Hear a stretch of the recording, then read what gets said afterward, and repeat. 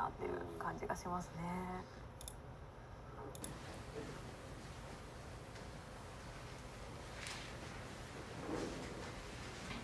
Hello. Let's double check. はい、それでは両対局者のプロフィールをご紹介しましょう。まずはマセキ寛太四段です。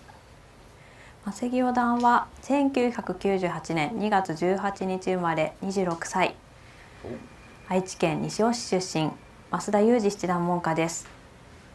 竜王戦は第37期より、順位戦はフリークラスとなっております。2009年に奨励会入会、2023年に25歳でプロデビューしました。通算成績は25勝19敗、勝率は5割6分8厘となっております。関四段の印象いかがでしょうか。一さまだちゃんとお話したことがなくて関西の棋士ということもあるんですけど、人となりはまだ知らないんですが、結構居飛車の本格派という印象ですね。あと師匠が増田裕二七段ということで、増田さんは僕と同世代で、昔中学生大会でも当たったことがあるという。そうですか。はい。だから同世代の方が師匠だとなんか、あ、そうか、もう四段の弟子がいるんだなっていうふうには思いますね。Yes, go Nishiyama. はい、続いて西山智香女流三冠です。西山女流三冠は1995年6月27日生まれ、29歳、大阪府大阪狭山市出身、伊藤博文七段門下です。2010年関西奨励会入会し、2018年に初タイトル女王を獲得しました。そして2019年女流三冠、2021年に奨励会退会し、昨年2024年棋士編入試験受験資格を獲得しました。はい、もう女流棋戦では通算成績が146勝46敗、7割6分4厘という成績となっております。そして公式戦男性棋士との通算成績ですが、こちらは43勝44敗、ほぼ5割となっていますけども、印象いかがでしょうか。そしてやっぱ西山さんはやっぱ非常に豪快な将棋という印象ですね。西山さんがこちらに移籍してきた将棋会初段とか2段とか、そういうふうに練習将棋を指したことがあって、そうでしたか。正直その時序盤はかなり荒削りで優勢だったんですけど、終盤綺麗に逆転されて、じゃあもう一局ってもう一局やってもう一局も負けて、すごいです。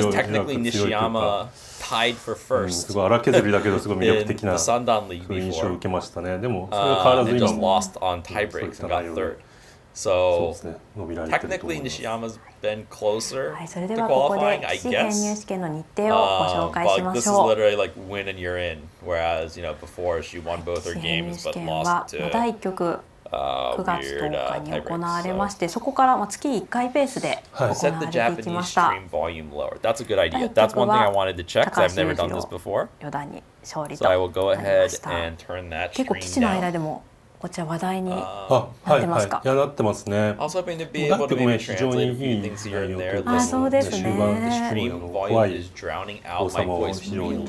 I wonder if that's the microphone picking it up, or if はい、そして第2局は山川四段と10月2日に行われました。whatever's playing. ちょっと体調を崩されていたような時でして、もちろんそれも実力のうちなんで、それがどうっていうことではないんですけど、ちょっと惜しい内容でしたよね。ここまでが関東の棋士で、残りは関西将棋会館で対局でした。第3局は11月8日に上野四段にこちらは敗れましたが、こちらもかなりいい将棋でしたね。そうですね。上野さんっていうのはもう新人王も取られていて、非常に活躍されている方の一人ですけれども、非常に高額の内容というか面白い将棋でしたね。そして第4局は12月17日に宮島四段に勝利となりました。ここはかなりいい内容で勝たれていて、So another reason why I can 第五 actually 得につな stream がる勝利なのかなというふうに思いましたね。 is my wife is in the UK, はい、そして so 第 I'm 5 in New 曲 York by が myself. はい、本 So I 日 can stay up all 関 night 西上位会館で watch 赤球団と shogi 対 and 局と stream な it. ります。 Um, はい、2人は奨励会時代に対戦があるようですね。it was just good timing. 三段リーグではなんか正木さんが全部 I actually just got back from 打たれてるよう そうですね。には言ってましたけど、 And like literally last night, right around this time, ずいぶん前の話ですし、 I still haven't been able to sleep. まあ今回どうなるか It's とい like う just a ところです combination ね。 of はい、奨 insomnia 励会 and 時代は jet 5 lag, 戦 I guess. But 戦って、赤球団が it all resolve はい itself 全 at て some 勝たれ point, てい right? る I'll と just い get too うこと tired で and す。 pass out. 正木さんがね相性いいと思っているの I'm か、 not seeing またまたね any 違う、いろんなプレッ responses, シャ so ーを感じてい maybe る the のかと volume いうところで is すね。 too はい、 loud. 今奨励会時代の対戦成績がずらっと出てきました。はい、どうでしょうか。 Yeah, it's definitely the source. Okay. How do I change that? そうですね。 This one? ただ This one. 結構そうですね。高橋さん以外にはみんな指してるんですね。 Oh, no. そうですね。以外はすべて、はい、勝ち越してらっしゃいますけども。まあでもね、連勝5敗となってますけど、まあ5局指してるなら、まあお互い手の内も分かってるのかなとは思うので、お互い力を出し切れるような勝負になるといいと思いますね。I've figured it out. We are going to pull the Abima TV volume way down. I don't know if you want to hear it at all even, but I'm going to put it way down to 10. I mean, do I really need sound on for YouTube chat? Seems like a no. Mic seems like it's important. And then, okay, for later, for Shogi Wars, maybe it's important, but we'll put that down to like 50% since we're not really using it. Hopefully this will work. I think this is going to work. I'm confident that this is going to work. So that probably means I can turn the Japanese volume back up on my end just so that I can actually hear what they're saying, so I can translate a little bit especially once they get into some of the commentary. So yeah, this is definitely one of the interesting points. Is Nishiyama's opponent here? Yep. So just let me. I think I figured out the volume of the Japanese. So the Japanese volume from Abima should be way lower now. So if it's not, just let me know again. But yeah, super interesting thing about Nishiyama's matchup that she has in this game is that she's actually played him a lot, like really a lot. I think they've played like almost 15 total games against each other during Shoreikai. She's 0-5 against him in Sandan League. Sounds great now. Excellent. Yeah, she's 0-5 against him in Sandan League.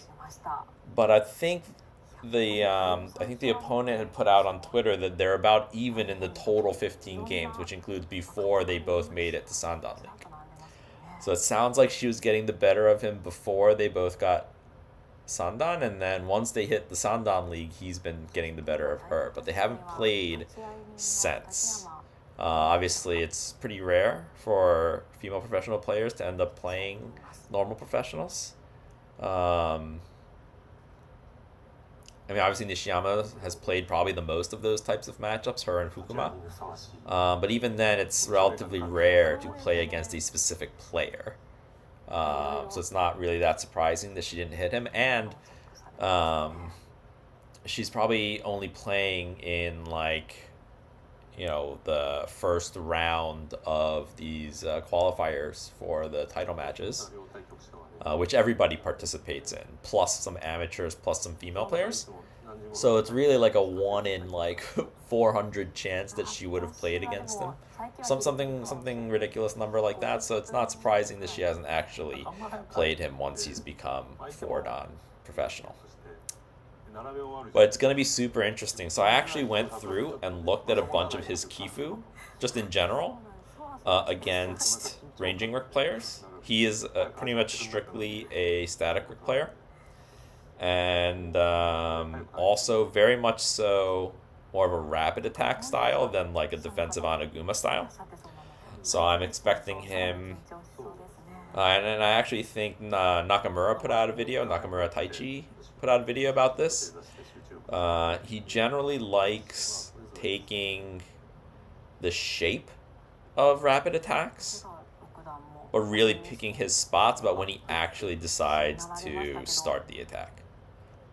So he's not a bonehead like me who plays the rapid attack and just goes. And I'm like, I'm playing the rapid attack, I'm attacking. That's kind of how I play. But this guy actually, he plays a rapid attack shape, but really picks his spots very well and is good at stalling a little bit and really, engaging and starting the attack at the right moment. Now, I believe he's like right around 50-50 in his win rate so far as a pro. Compared to some of the other people that she's already played. Like one of the players that she lost to, I think his name is Ueno. He's got like a 70% win rate so far as a pro, which is insane as a new pro. And I think he even beat Nagase in a game recently at the Suntory All-Stars. So, she had a bit of a rough matchup there. Although the last time she played him, she had beaten him, and she had like a 2-1 record against him. Which is, again, I think it just goes to show Nishiyama really is already at these players' levels. And it's kind of just a coin flip, Like, if she's 50-50 against all these players, there's still a decent chance that she doesn't actually qualify, right? Even though she is at their level.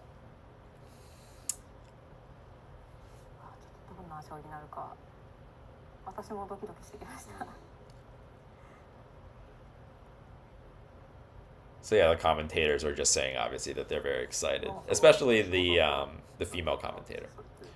So I think it's been a tradition for a while to have like one male, one female commentator, generally speaking. And usually it's kind of the female commentator's jobs to ask kind of questions and be the voice of the viewer, to get the super nerd male pro to actually explain things correctly and well. Yeah, the guy is super strong.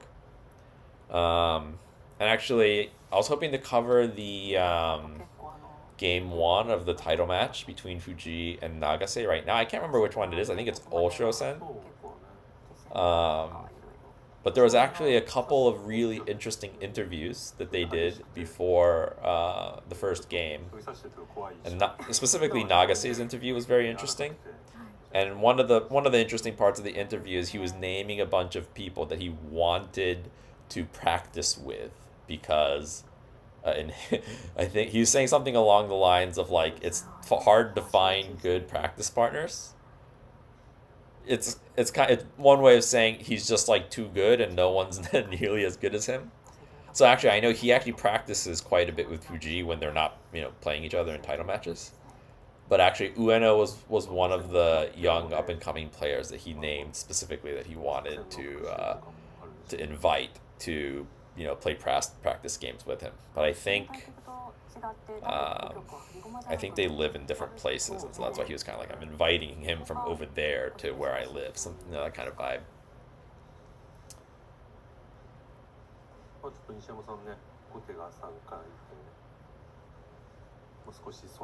So I know, yeah, the stream started at 9:30. I'm not actually sure when the game itself is set to start.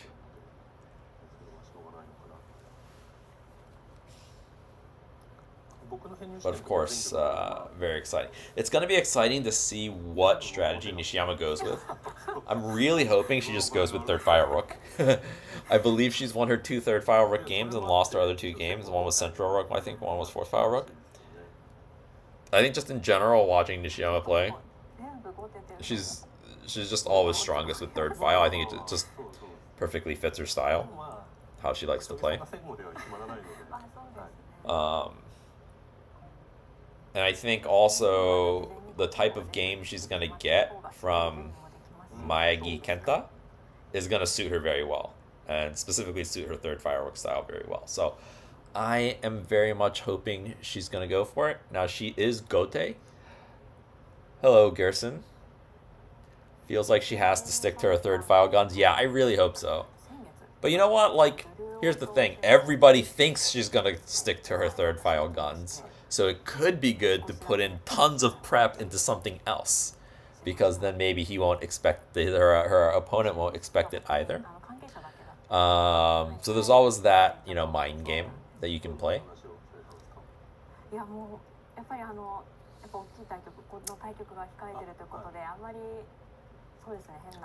So the other thing, the male commentator that they have right now is actually one of the other players who has become professional player through the qualification exam. I think there are 2 active players, maybe 3 active players right now, who have become professionals through the pro entrance exam. One is the guy that you're going to see commentating. He's a little bit of an older guy. He did it, a few years ago. And there's one guy who did it relatively recently. It'll be interesting to see if they have him commentating on this game too. Plot twist: Nishiyama plays Uda Shinryu in the game. I would lay pretty good odds against that. I don't think that's what's about to happen. We can dream. I don't know if I would dream for that, honestly. Me personally. I know. Shogi Dad would dream for that. He would go crazy if Nishiyama freaking plays. What would it be? Silver 4-2. Now, certainly not. But if she was, she'd probably do it with Sente, not with Gote. An aggressive strategy like that. I believe she has Gote in this game.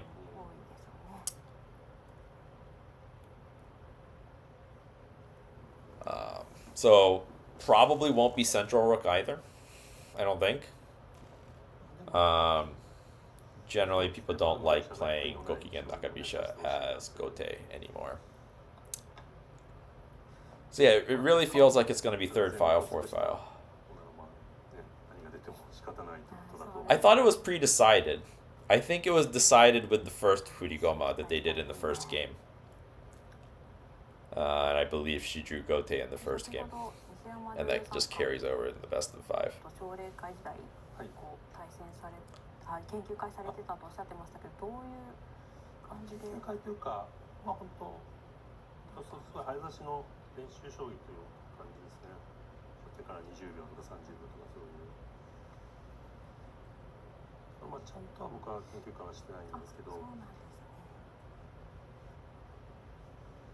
She has not showed up yet.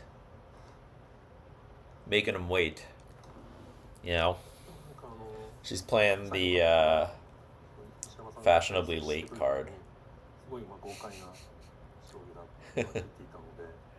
This guy has I don't know what the is it just part of your job that you have to do the entrance exams if you just happen to be one of the 5 people, or if you get compensated extra for playing in the games, or if you get compensated extra for winning. I don't really know how it works.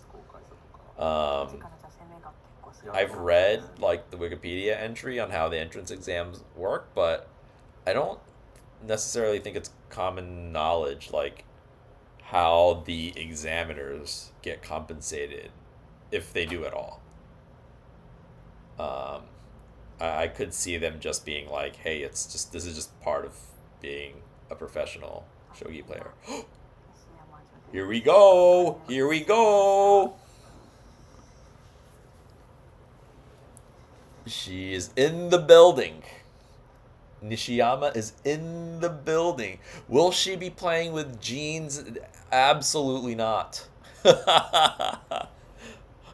pretty sure the JSA is more strict than FIDE on dress code.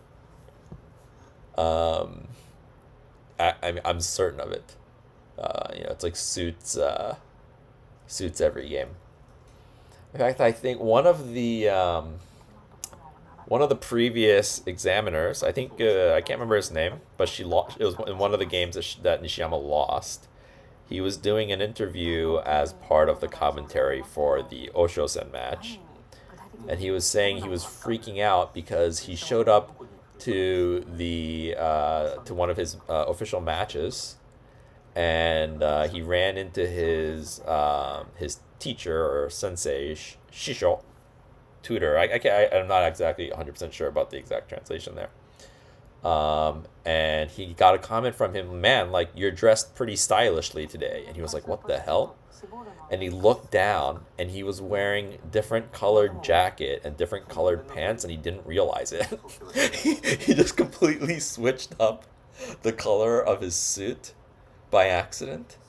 Now that I know is not against the rules. There's a guy, I think his name is Ohashi, who is a very stylish guy who likes dressing, mixing and matching and stuff, so it's okay, but that was not his style, and he was so embarrassed that he took off his jacket and didn't wear it for the rest of the day.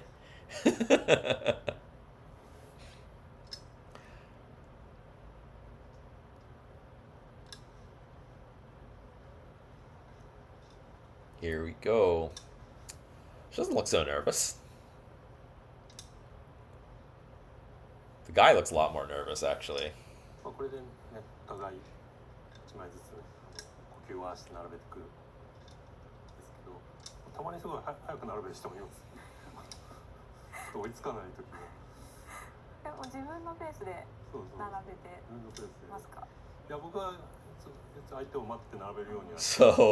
So the commentators are currently commentating on the speed at which they're setting up the pieces. And their commentary is that both of them are setting up the pieces quite quickly, which I would agree with. A lot of times, especially in like title matches, they're very slow with how they place those pieces when they're setting them up initially. I mean, even when they make their moves. But yeah, they're kind of blitzing out the setup of the board here.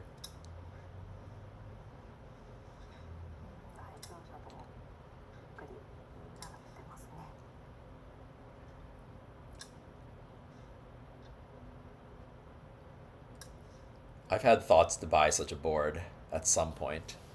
It would be nice. The apartment I live in right now is not quite big enough.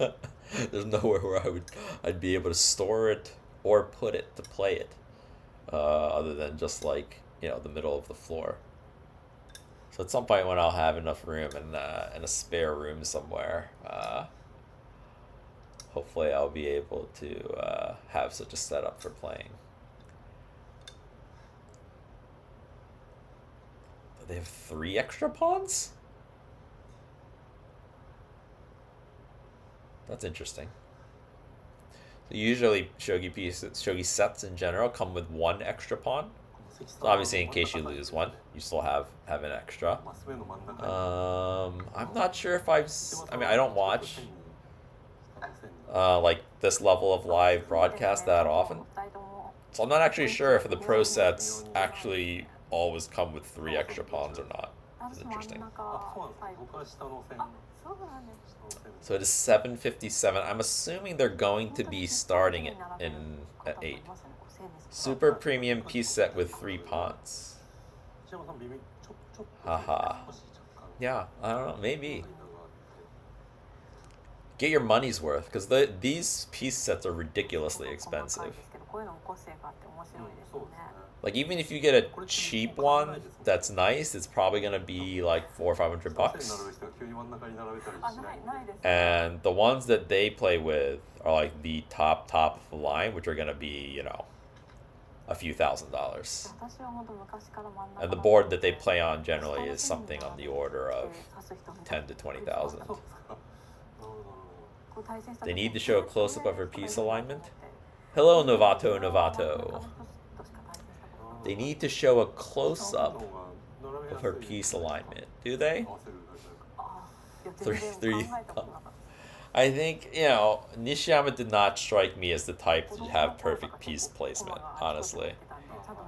Just in general, watching her play, watching her set up the pieces, and also, I actually played her. She beat me down a rook back in April last year. It was actually a pretty good game. I just, she's really good. And I lost. She did? Oh, okay. Yeah, I don't know.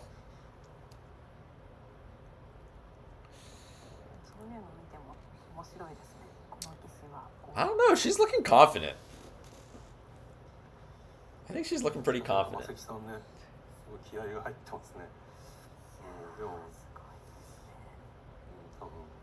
Maybe that's just because you're used to looking at my piece placement. For those of you that are interested, if you want to see my piece placement, I have some videos of me playing in Barcelona on my YouTube channel here.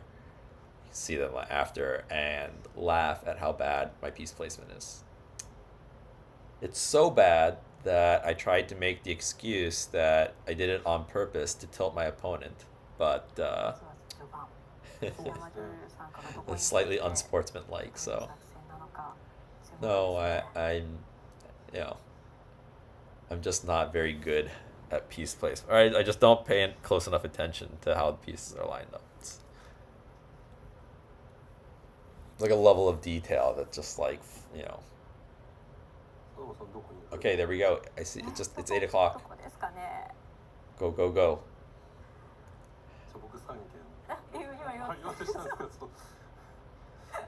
Now, I don't know if they've shown the time control quite yet.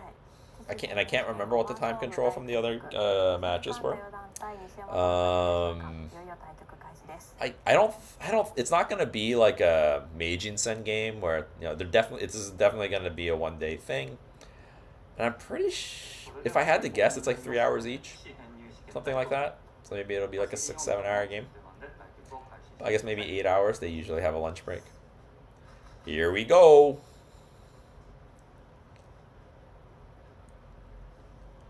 He looks really, really nervous, stressed out.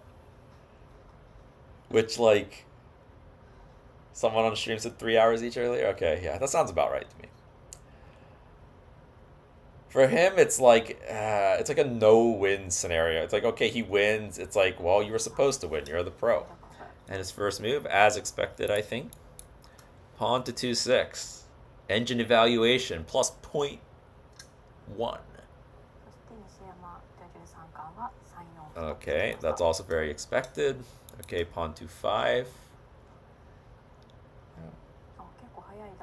Yeah, he really is.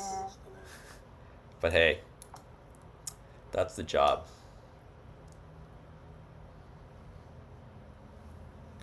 I'm pretty sure he made a move. My guess would be pawn 7-6. I didn't see it. Yep. So here's the first decision for Nishiyama. Okay, so she's going to block the bishop diagonal, so she's not going to play a bishop exchange. Hoodie bishop.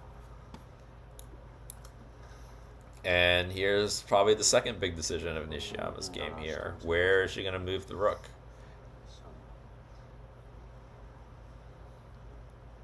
Kakugari. Yeah, nope, not this game. If you enjoy Kakugari, I will highly recommend any of the normal title matches, because I think at least 50% of those games turn into bishop exchange.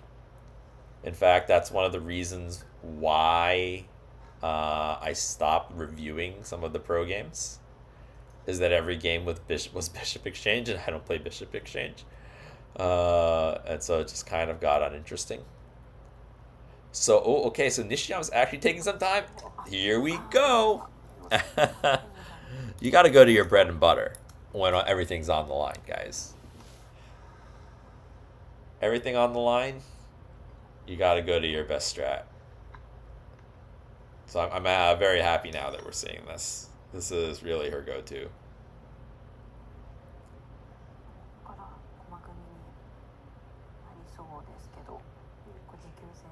Okay.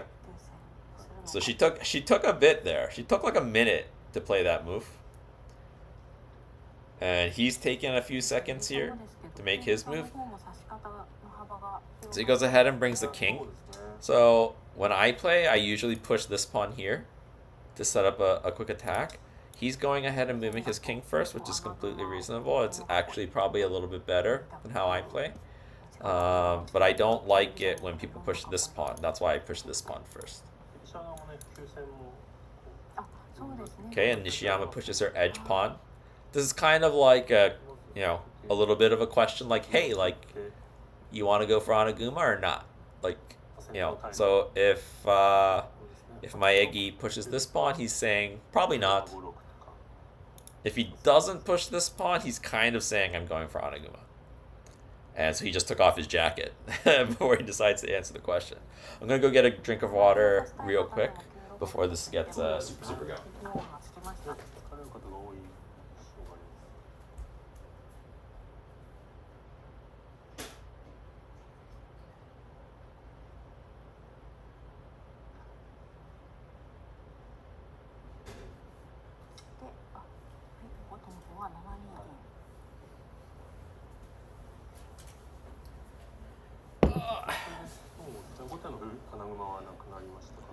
So he did answer the edge pawn push. So hyped. Yep, super hype. I think I've been awake now for something on the order of 30-something hours. I'm still not tired.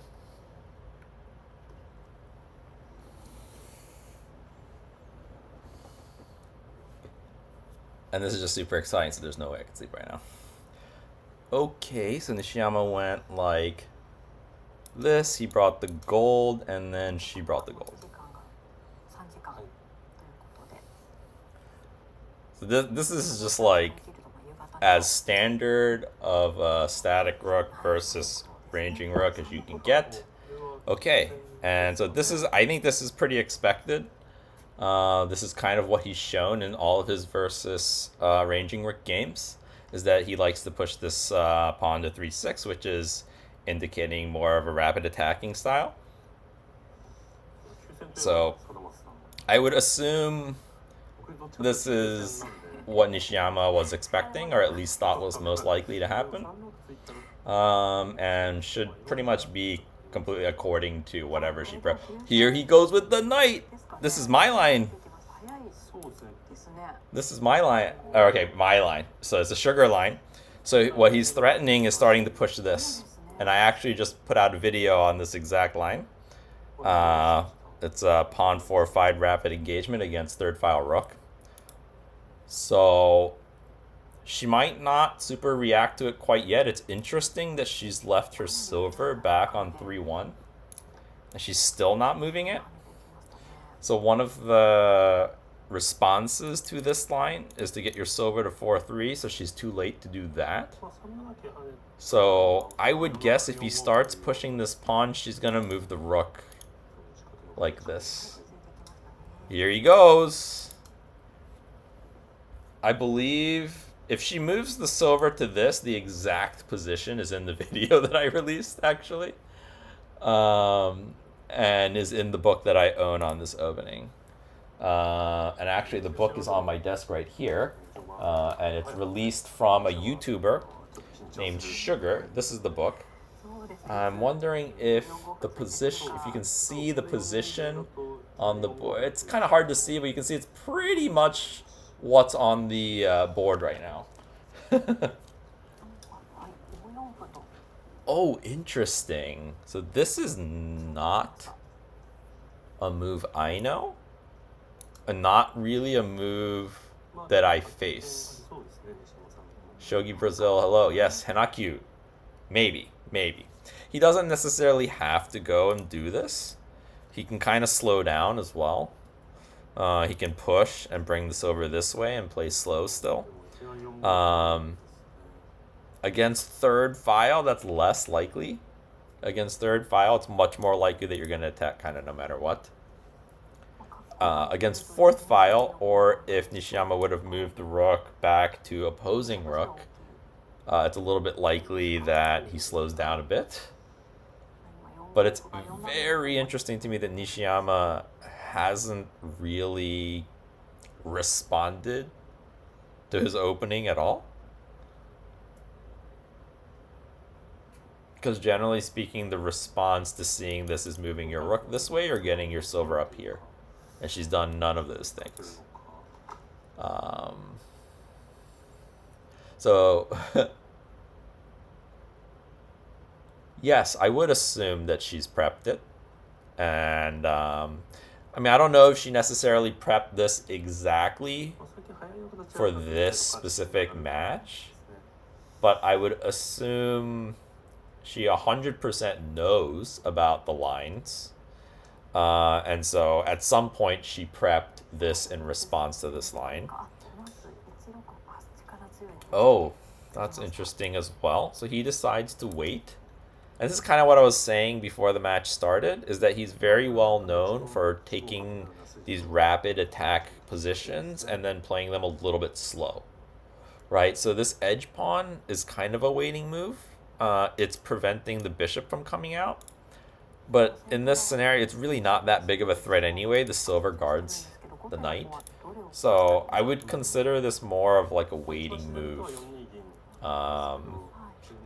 Preparing for, the attack going a little bit smoother down the line. And also waiting probably to see what Nishiyama's going to do with some of her pieces. So for example, in some of these lines, the evaluation is much higher for Sente if these two moves are included by the Furibisha player, if they go for high Mino. The reason being, a lot of these lines end up being like you're trading rook promotions, and the high Mino is a little bit worse from the side than this lower Mino.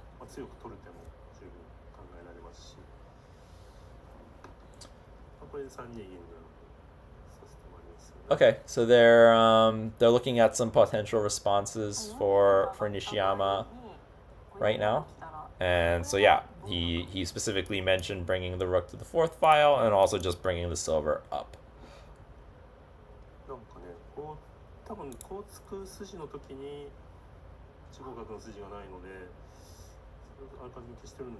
And he's saying that this pawn push also helps in lines when the Furibisha player pushes 3-5. This is a line that I see sometimes as well. But what I've learned is that this isn't actually that good. Because you end up getting something along the lines of this. Let's say it's like this. And you can put a pawn here and block, and even though they're going to get your knight, that's like, there's some line where you just like give up the knight. I don't think this is quite it, because here I can just take. I don't remember exactly what the line is, but there's some weird one where you literally just give up this knight, but you get this pawn storm almost on this side, and the pawn storm is better than the knight. I don't think this is the exact variation, but something interesting.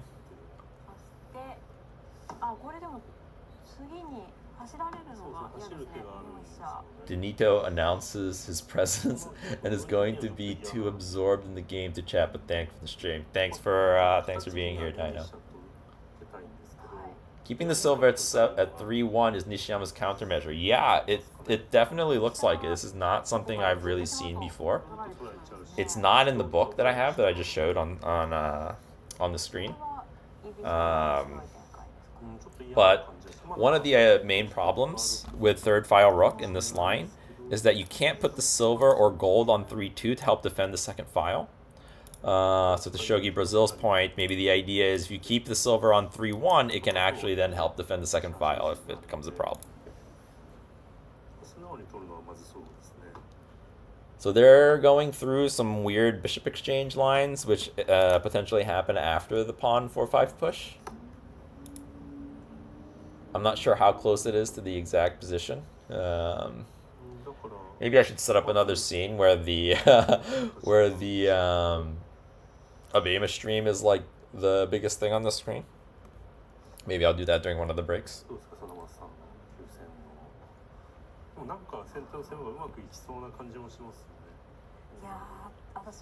So he's saying it kind of feels like this attack is going to work and go well for Sente.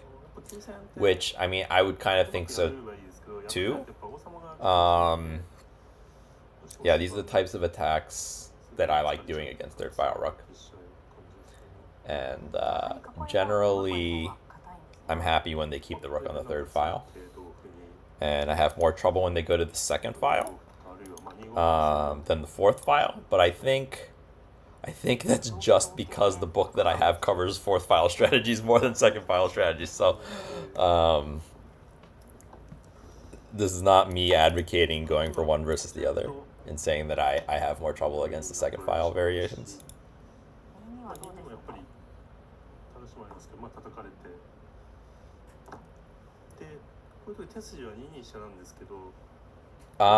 So they're going over a classic variation in this line.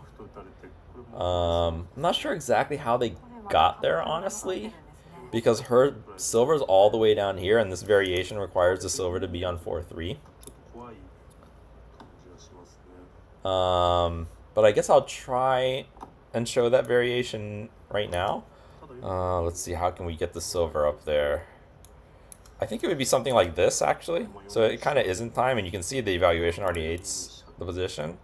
But the idea is that you trade the pawns this way, and if they retake with the silver, you can push on the second file, and then do a very classic Tetsuji, which is this Tsugifu, where you basically sack 2 pawns in a row. And the problem here is we're attacking the bishop, and the bishop, and the bishop is the only thing defending the silver from our bishop. If you try and keep it on this line, we can drop a pawn. So the classic countermeasure to this type of move is rook 2-2, saying, okay, if you take my bishop, I'm going to take your rook. But you can actually just block it with a pawn, and now the bishop can't move, or the silver falls, or you're going to get the bishop. So this is the big problem with this line. Potential problem with this line that you can kind of fall into. And I think I've gotten that position maybe 4 or 5 times over the board. Or I say over the board, I mean like in an actual game, not like in person. So yeah, I've gotten that exact position multiple times, and I think the guy that wrote that book, he has a video on his channel where he gets it against Kagawa Minao, and she just like instantly resigned after he dropped the pawn. So it works at the very high levels of play. So the broadcast decided to go on break. So I'm not 100% sure where they're at right now in the board, but I don't think Nishiyama made a move yet. I could check. Let's see. Go on my other computer over here and just. Oh, there have been some moves. Oh, it looks like Nishiyama actually just made a move. Yeah, after 7 minutes, and she went with rook to 2-2. Yeah, so this is a very common response to this attack. Basically, you just need a way to deal with the second file attack. And you either do it by putting the rook there, or you put the rook on the 4th file and bring your silver or gold or something to defend it. I would say this is actually what I face most often when I play this, is people moving their rook to the 2nd file when they're in 3rd file. Whoops, I need to promote this as the main line. Oops.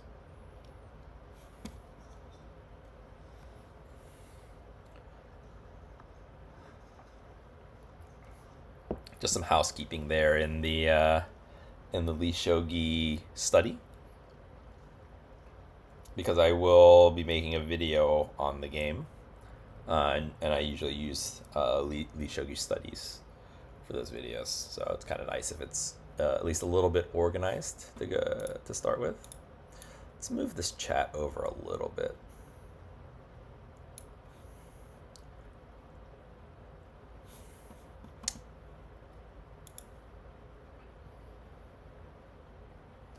So my answer to 2nd file is to castle the king a bit more and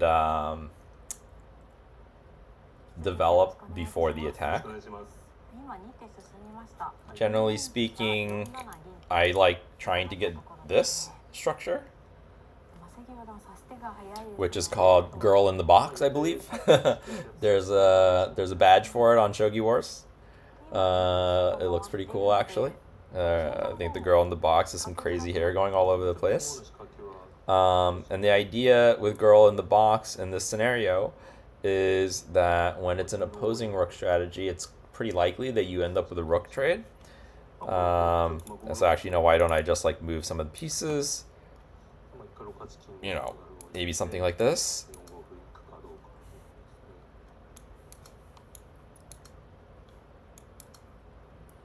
And then here, you can either just start the attack now. But yeah, like this is the general idea, is you bring the silver to support the attack. And you're still able to attack along this diagonal because now the rook is in it. So that's kind of the downside of putting the rook here. Obviously, the benefit is that you get to you're for sure defending the second file. But it can be a little bit tricky to defend the bishop diagonal because your rook is in that line now. That's my new approach to third to second. Slow down and transition my Torizashi to Anaguma. Yep. That's the basic idea. This is not Anaguma exactly, but this is a pretty strong castle from side attacks.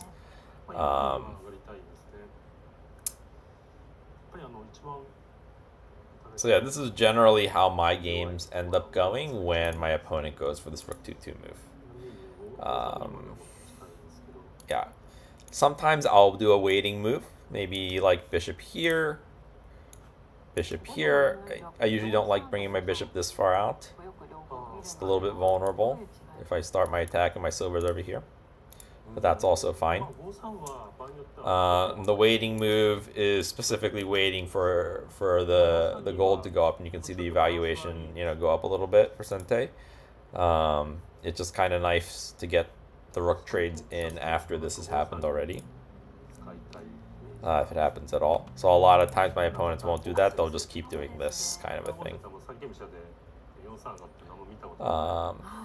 Or even something like this. I mean, there's not really that many more waiting moves at this point, so here I'd probably just go and say, okay, there's enough like weakness here. If there's a bishop trade, right, you can drop the bishop here and promote. And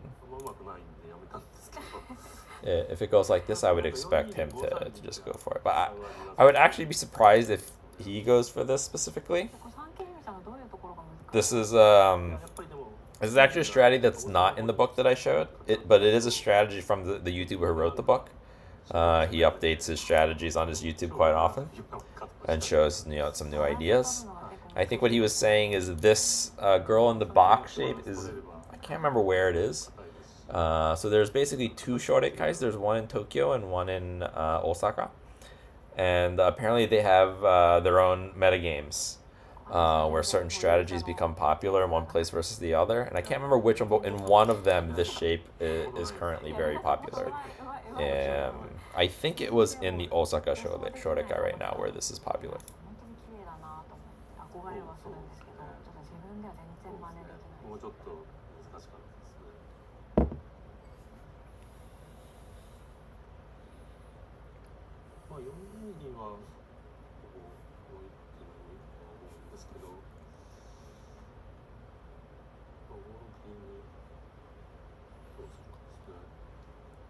So yeah, we're just waiting to see how Maegi responds. One of the best Shogi Wars badges too. It really is. It's really a crazy image. And actually, I don't know if you saw my message in your stream earlier, Shogi Dad, but I am working on my chess.com animation extension idea. Hopefully I'll have that out by the end of the month, actually, and we'll have something to play around with at least. Right now I only have badges, or they're not badges, they're full animations, but I'm gonna have them for 10 openings to start with, and if people like it, I'll start making more. Oh, he's going for what I said. This is crazy. He's doing exactly what I said. Okay, so he's basically done exactly what I said he was gonna do. So, okay. So this was played, And Nishiyama played silver up to 4-2, and he has gone ahead and played silver up to 5-4. Now, he doesn't necessarily need to play this move. You can just keep this structure as well, but both castles a little bit weak when you do the rook trades, because this the only thing guarding the gold is the king. So there are a lot of common attacks where a knight gets dropped here or a lance gets dropped here, and the king gets attacked from this side, and when it takes, this gold falls to the rook. So that's like one of the good things about the go in the box, is that gold is defended. And also, since you haven't pushed this pawn, whereas you have pushed this pawn, and because you've jumped your knight, it's pretty easy for the knights to get traded. And because this pawn is up and you're eventually going to push it, when your gold is on 5-2, it's very easy to target it with the knight. And so just moving it out of the way prophylactically is kind of a nice move.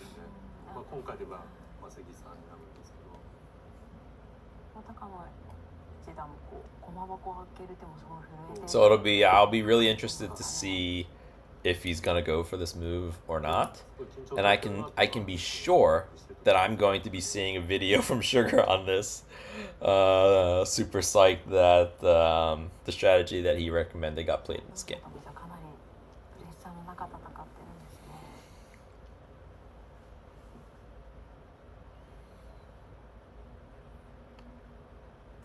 I am really curious though what Nishiyama's idea was, keeping the silver back to 3-1, because the way that it's played out, it didn't really make that much of a difference, but it being on 3-1 versus it being back or it being on 4-2 where it is now. So I'm wondering what variation she was prepared for by keeping the silver on 3-1. I'm not sure. But there must be some variation.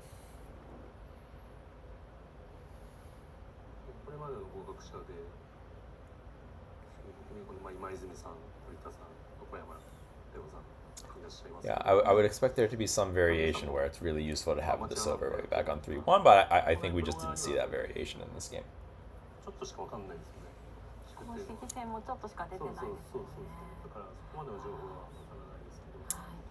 So I'm trying to remember what I usually see when I do this, right? Because this is essentially following exactly how my games go. So a couple of things, these silvers and gold getting up into here. Sometimes people try and put the gold here so that it defends both of these squares. Because this is kind of, again, I mentioned, this is kind of scary. There's also just moving it here, moving the silver here.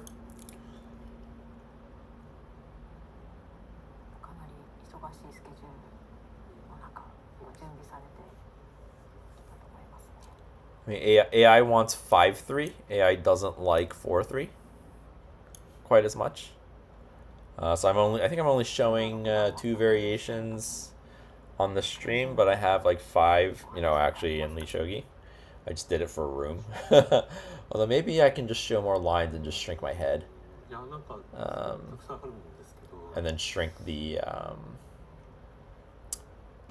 chat. Like we can put the chat behind the I think we can put the chat behind the lines somehow, right? I just don't remember how to do that. I think it has to do with where it is in relation to the other things. Yep, there we go. There we go. So I'm fine with the chat covering my face. And what was I thinking? I was thinking maybe we wanted to show a few more lines just to be interesting. Hi Tulip. Yes, this is going to be a very exciting game. An attack is starting soon for sure. Oh. Ooh. Okay. Yeah, okay, yeah, this is... So it's a little bit strange, because... the main difference between this game... so Nishiyama actually pushed the edge pawn. So the main difference between this game and the way I normally play is I don't usually push this pawn unless the bishop comes out, and then I defend and then push. Or a lot of times I just don't even push this pawn, because, you know, my knight's jumped this way, I've pushed this already... I'm not really planning to attack this edge. I want to attack from this side. So this, to me, when I play, and how I like to play this line, I just don't really feel like using a move on this. And so usually, actually, my opponents push this into me. So I'm not used to seeing it as kind of like a response to the pawn that's already been pushed. So, yeah. Let's try and get a couple more lines on here.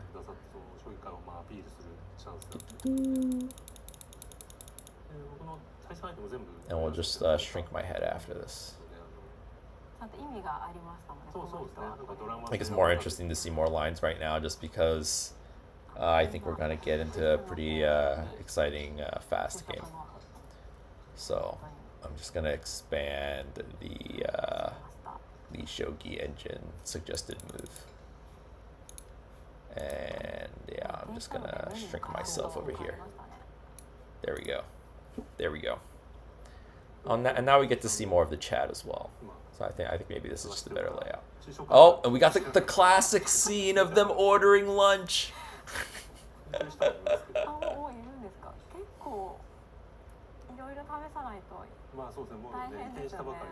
They're actually even commentating it on the official stream. Yep, and he brings out his wallet. So classic.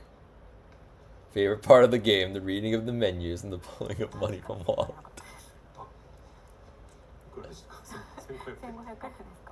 I love he's just paying in cash.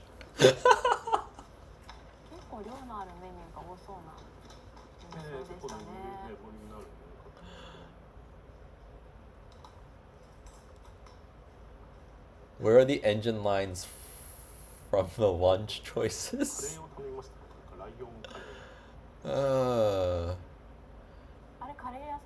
That's a good question, actually.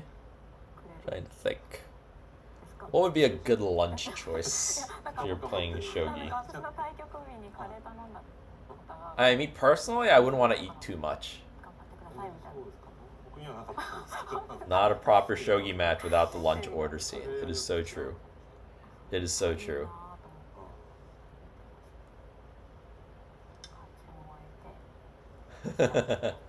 I mean, you know, like sometimes if you're just not feeling well because you like overate or you're like distracted because you're hungry, like it could definitely make a difference.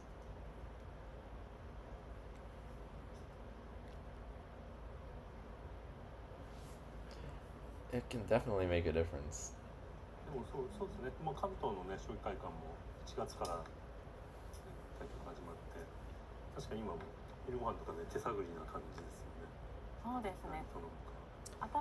Oh, okay, so we have a move. This is a move I never make. So he's moved his rook back. I'm trying to think how I feel about this move.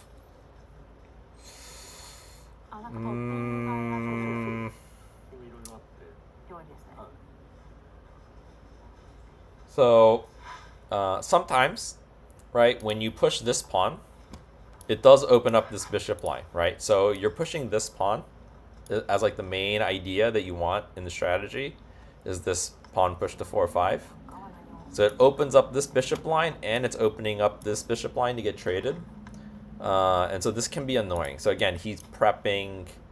It's a prophylactic move, so that when he starts his attack, he doesn't have to deal with this in the middle of the attack. That's something that really caught my attention when I saw it. Is it normal for players to be interrupted so they can order food and pay in cash? Even super pro players, I find that incredible. Yes. Yes, it is completely normal. I think the only matches that don't have that is the title matches. And in the title matches, I think the only difference is that they don't pay in cash. I think they either pay beforehand or it's like settled beforehand. But they still order their lunch, even in title matches off of. I don't know if them ordering it off the menu is usually on camera or not. I can't remember.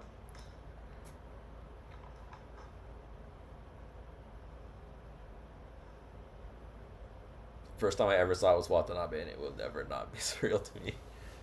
Yeah. Well, guess what? Now we get to see Nishiyama order her lunch.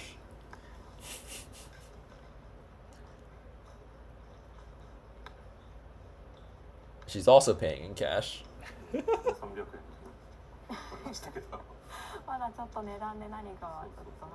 just hilarious because I literally just do not carry any cash anymore, anywhere.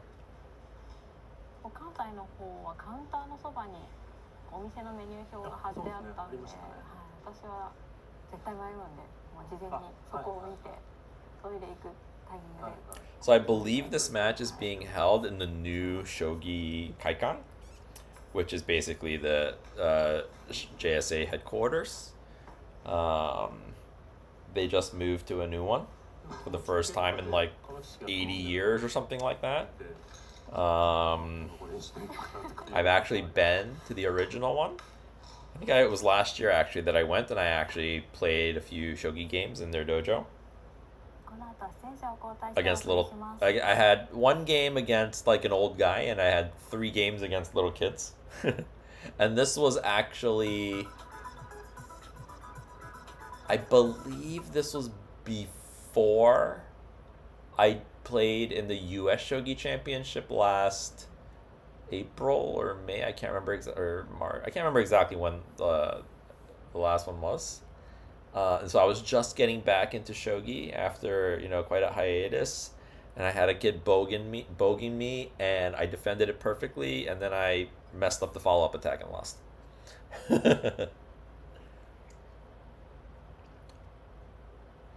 The winner gets his extra pay from lunch money. They were never ordering, they were betting on themselves.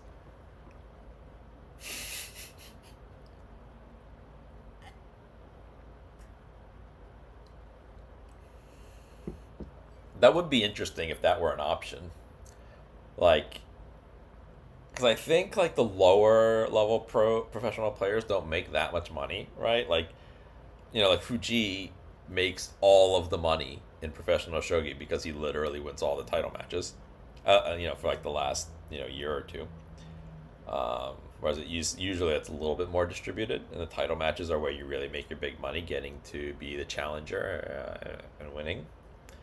So it would be an interesting option if they let people bet on themselves in their matches as a way to supplement their or augment their income.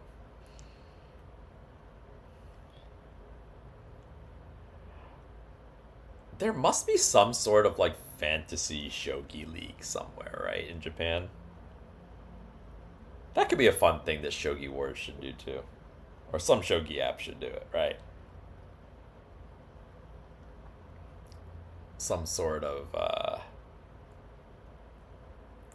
fantasy shogi could be fun.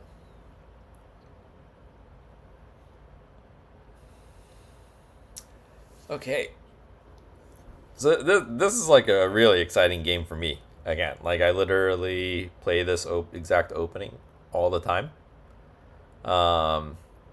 Probably close to half, I think, of my ranging rook games are very similar to this.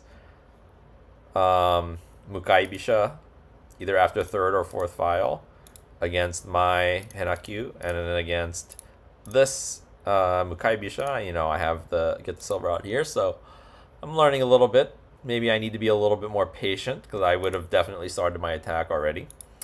Well, I probably would have put this move in instead of these moves, right? So instead of the rook and this pawn, I would have done this, and then, I've been learning a little bit about being patient, but usually I'm wasting a move with the bishop here. It's just helpful, for example, for the bishop to be here when your opponent trades bishops, so you can take back with the knight and block this diagonal. As opposed to having it here, where when you retake, you need to retake with the silver, and it's a wall against your king. And I was watching a YouTube video from Nakamura Taichi talking about this game and talking about this guy Mayagi Kenta's style, and I think exactly what he said is played out, which is that he generally likes going for these rapid attack shapes, but he doesn't necessarily just go all in on the attack right away. He really likes to wait for the perfect moment to start his attack, and I really see that in this opening that I play a lot, where this pawn move is one that I generally don't make. This rook move is a move that I generally do not make. So I'm actually expecting he'll probably make some combination of these moves as well, waiting for this, or maybe even this, so that the silver is not guarding the bishop. Pawn 6-4, pawn 8-6, pawn 8-6. Oh, those did get played. Yeah, interesting. So, yeah, this is a very standard move. Preparing, to do something like this. And again, yeah, he played pawn 8-6. So this, he's not going to do the attack right anymore, or not anytime soon. I don't think. So interestingly, they're doing some commentary on some of the potential aggressive lines that he could have gone for, which is what I almost always go for. Any chance of Tower Mino?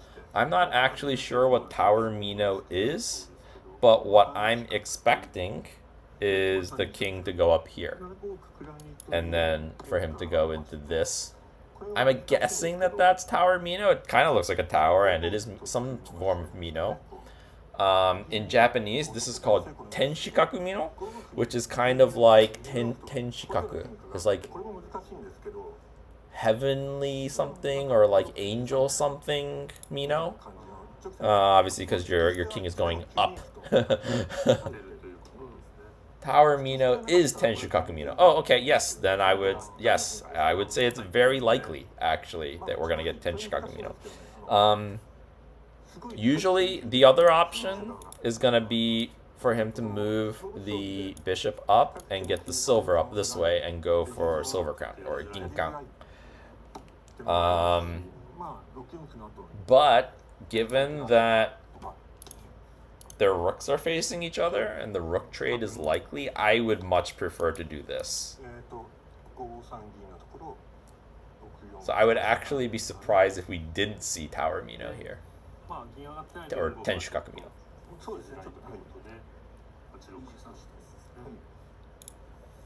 Let's see what the commentary says real quick. Turn that up. Yep, so they're suggesting the Tower Mino as well. Good night, Flink. Flink no flows. Yeah, okay, I'm not going to try and pronounce the rest of that. But yes, good night.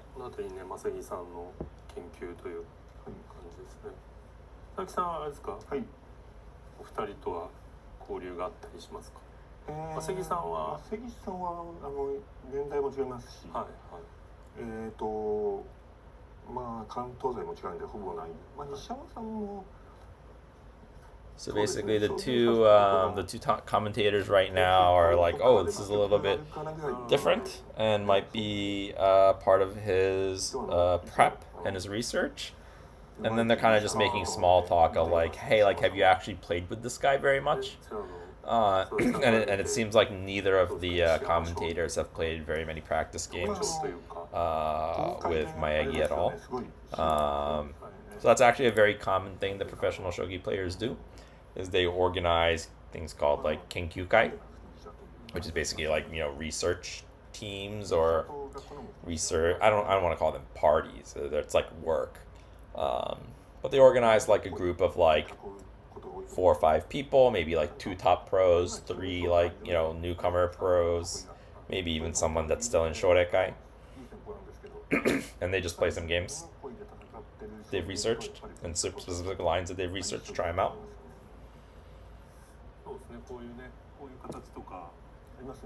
Tenshukaku was played often in the early 90s. Yeah, it's not quite as popular anymore. I think because it's a type of castle that takes some time to build. So if you're doing a rapid attack, it takes a little bit too long to get to it. It's much more common to just go for a rapid attack in boat castle. And if you want to take time to castle your king, generally people will just go into Anaguma. So I would say it's like kind of like missing its niche. There's just like two other like strategies that are a little bit better and more extreme. So Shogi Brazil says it went out of flavor after the Fuji system was developed. That's interesting because I thought Fuji system is a counter to Anaguma. But I guess the Fuji system is attacking along these lines a lot, and so it is scary to put your king up here into Fuji system. Why is she thinking so much? I guess it's a position she's played many times. So actually, I would say this is not that common. I think it's much more common to have already had your opponent just go for an attack here, or maybe go for the attack, after like kind of like what I was saying, how I normally play, gold over pawn. So I would expect that she was expecting an attack, and not necessarily expecting him to just like continue castling. But this means I think it's gonna be a bit of a slower game, a little bit, less exciting of a game than maybe we were expecting. And so, the commentators are saying, it'll maybe proceed something like this, where both players just castle a bit more. Shogi Brazil, it counters both Anaguma and Tenshukaku. Yeah, I can see that.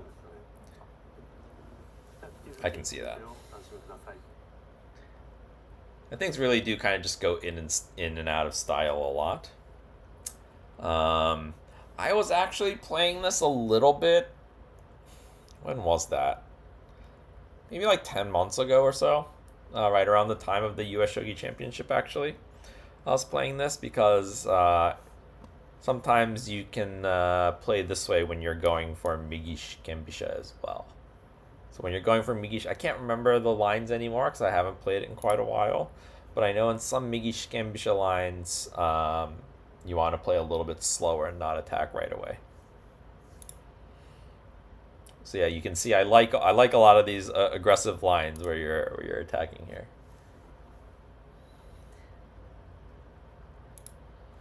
I feel like a well-built Yagura is reasonably strong against Fuji's system. I'm wrong. I would say you don't really want to be building Yagura versus Fuji's system. Not necessarily because it's bad against Fuji's system, but because Fuji's system is a ranging work style, and they don't have to attack into your Yagura. They could instead just play a normal ranging work game and attack you from the side, in which case Yagura is generally not very good against ranging works. So, I don't know. I don't know the Joseki. I haven't studied playing against Fuji's system because I don't play Anaguma, and generally speaking, I don't go for this type of line either. And my opponents do not play Fuji's system against me. So it's very possible that, maybe once you see that your opponent is committed to Fuji's system, that it's good to go for like a Yagura style where you're building up your castle a little bit more for a frontal attack than a side attack. I certainly wouldn't go out of my way to recommend it.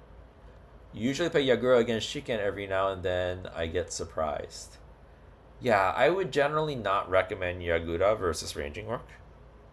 I would much rather rapid attack out of a boat castle, or the rapid attack that I mentioned out of this girl in a box type structure. or even this type of structure if you want to castle a little bit more, or Anaguma if you want to castle a lot. And Yagura is weak against the bishop line. Yeah, that's true too. The bishop and knight jump attack is fierce against Yagura. Yeah. Yeah, I don't think you want to be playing Yagura against Fuji system.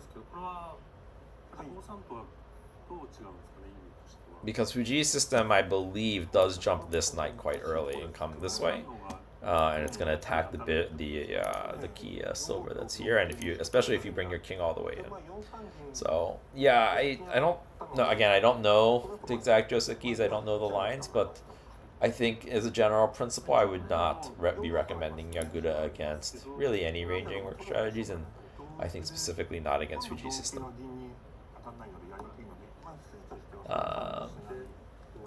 Shogi Brazil knows better than me though, for sure. So if you're interested, I would highly recommend taking whatever advice he shares with you. He's a very, very strong player.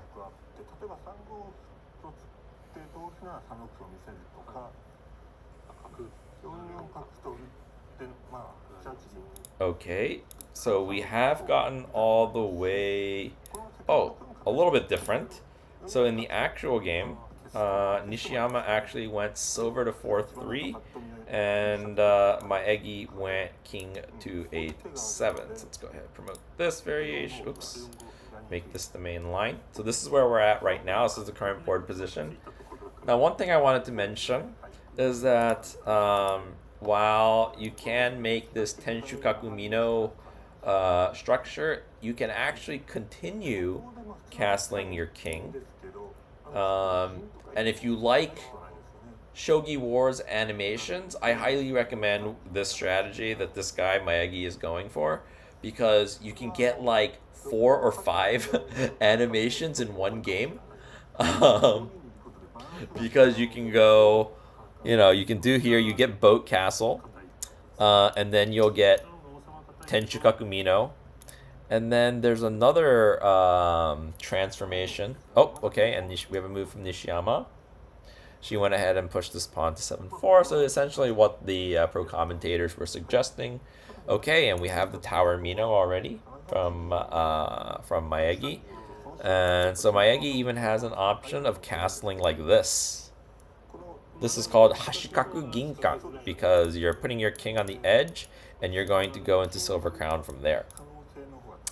So if he doesn't feel like attacking, he can wait even longer. 4 or 5 badges, you say? It's fierce. Yes. It's yeah, you can get a lot of badges in this line. So I think already he had Boat Castle. He's got this Hashikaku Ginkan for sure.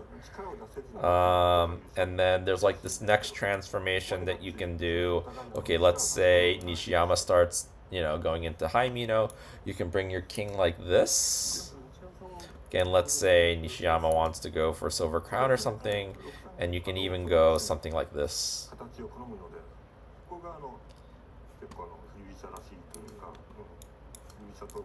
If they really just want to sit here and like castle, like this is something that can happen as well.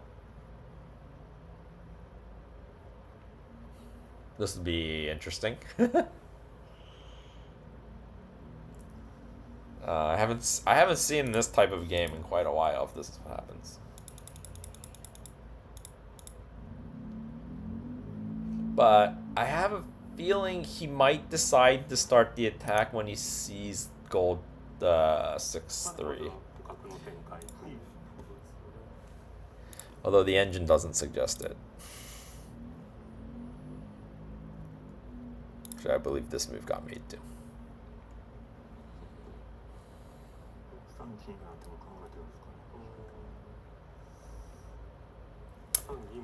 So I feel that with Fuji system player losing a bit of time, it is possible to hold back the knight's advance with the Yagura's head pawns. Yeah, maybe. I don't play a ton of Yagura, and when I do play Yagura, I always play rapid attack.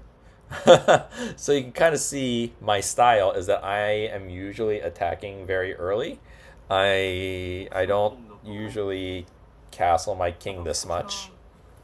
And so obviously when you're doing a rapid Yagura, like I'm not even pushing here and getting the gold up. I just have like silver, gold, and then, you know, king, and I'm attacking.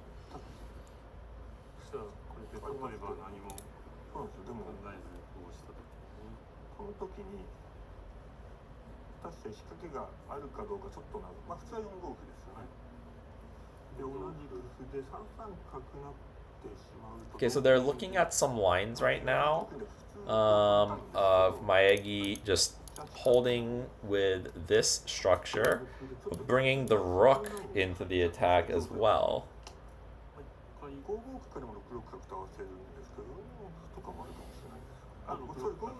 Yeah, so basically they're trying to see if an attack works in this situation, and so if Nishiyama can just continue castling and still defend against this or not, is kind of what they're researching right now.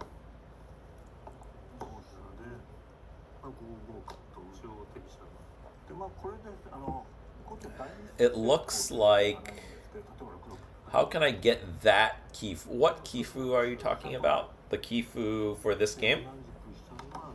If you want the exact Kifu for this game, maybe in a day or so it'll be uploaded to a website called ShogiDB2 for sure. Otherwise, there is an app that the Japan Shogi Association puts out, but I believe it's a paid app. And so you can buy the app and get the Kifu from there. What I'm doing is literally just watching the game and putting in the moves. I can share, and this is in a Lee Shogi study of mine, so you can see, actually you can't see it because it's off the screen, but I have games 1, 2, 4, and 5 now, and I will share a link to the Lee Shogi study in Discord after the game is over. So you'll be able to find it there.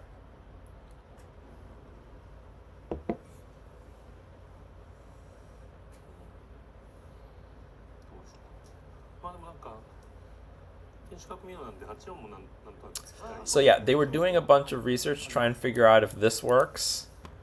So I think they were looking at like something like this, and their conclusion seemed like it kind of doesn't work, because after all this stuff gets traded off and the rook gets to 4-4, there's a bishop drop that forks all this stuff, so it didn't look so good.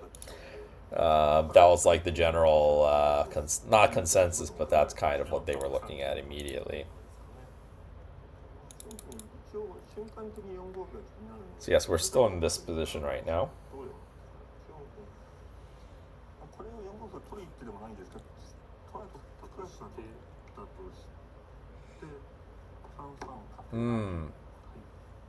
So what they're looking at right now is if Nishiyama goes for silver crown right now, then Maegi might start the attack immediately, because this is pretty weakening. And it takes, many moves for Nishiyama to get castled. So this could be a nice timing for him to attack, because all of these pawns are vulnerable. And so, for example, you can decide to trade the bishops and drop it here.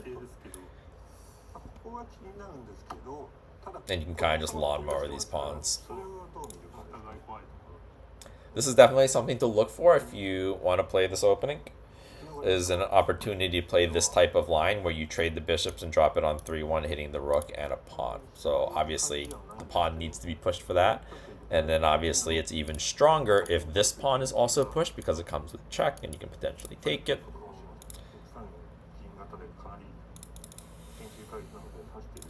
I'm going to take a quick break.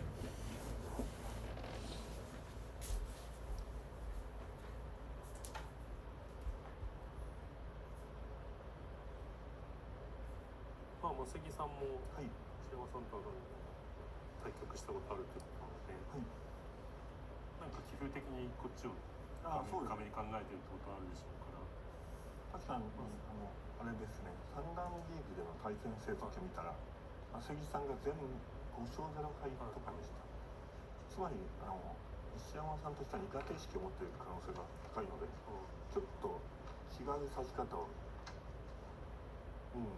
しなければという感覚もあるのかもしれません。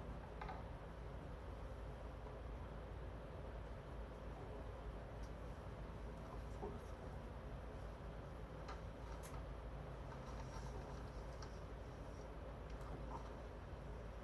なんか正義さんには相性悪いですけど、他の方には全員勝ち越しているというのが西山さんの実力を表してますよね。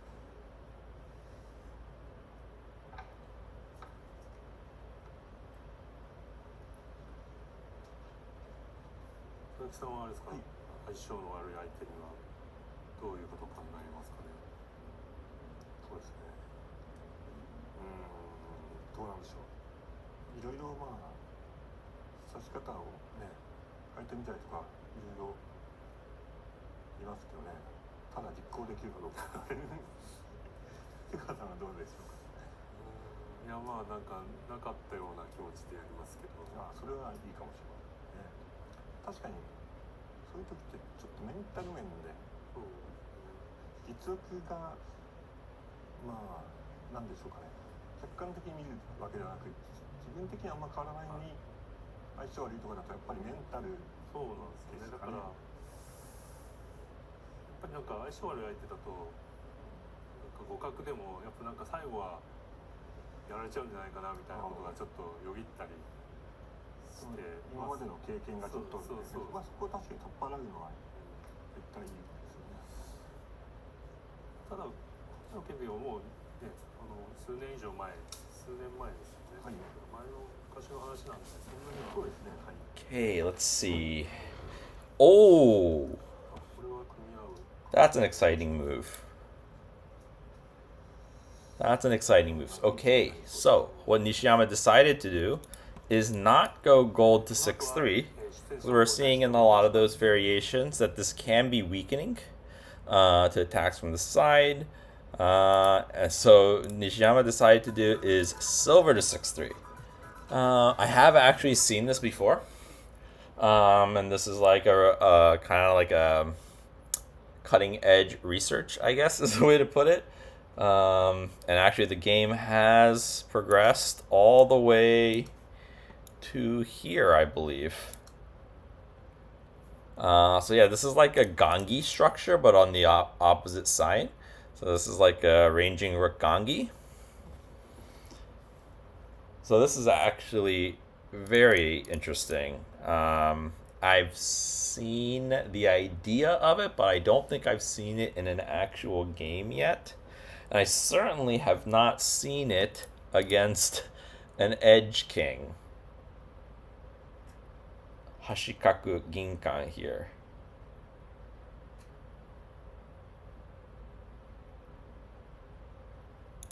So yeah, this game is pretty interesting. I don't know how much I'm gonna learn out of it because I can already tell you I would have pushed pawn 4-5 somewhere. Probably right here. Whoops, sorry, right here, maybe. Because in this exact moment, this silver the gold hangs, and the king is a little loose. So this is not a bad moment to start the attack, I don't think. But yeah, Maegi decided he's going to just keep castling.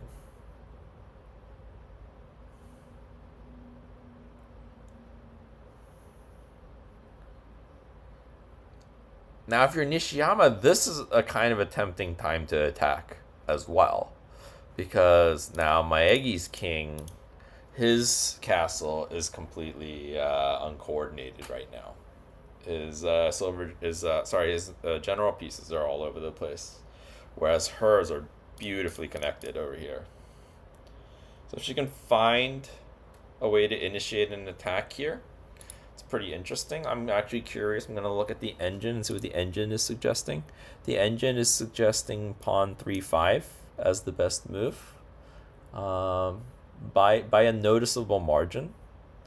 Actually, let's hit the plus button and let it think a little bit longer. Rook 3-2. That's an interesting move. I'm not sure what that's about. Oh, and actually, after thinking a little bit deeper, it really likes rook 3 too.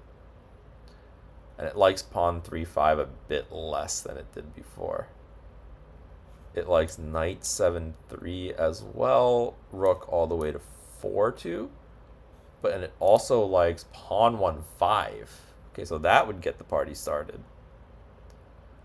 Pawn 1-5. So obviously if everything trades off and the bishop gets here, it hits the knight.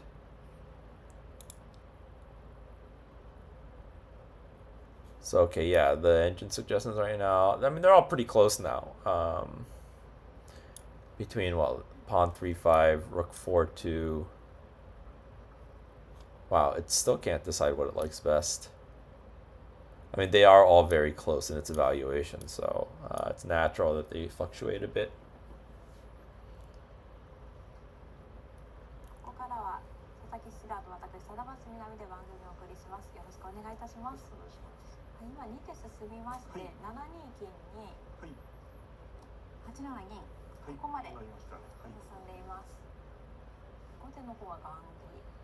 So yeah, we'll see what Nishiyama decides to do. But like Nishiyama's like the only thing that Nishiyama really has left to do from a castling point of view is to bring this knight in. But even that is just kind of developing the knight for this attack. So actually, even like, oh, okay, so she just jumped the knight. What I was gonna say is like, this is the type of moment where you could actually potentially spend quite a bit of time trying to plan out your entire attack, because your king is kind of already so safe. And your opponent's king is not. Like, you might try to read through, like, okay, if I start this attack on 3-5, if I push this 4-5, what happens?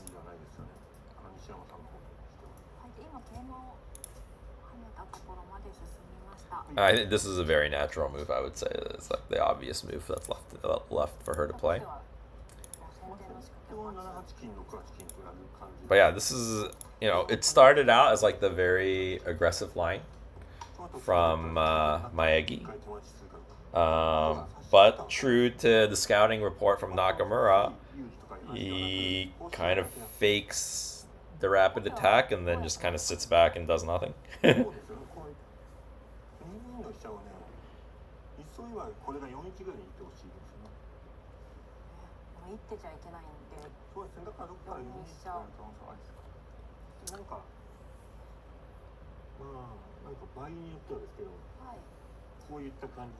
Oh,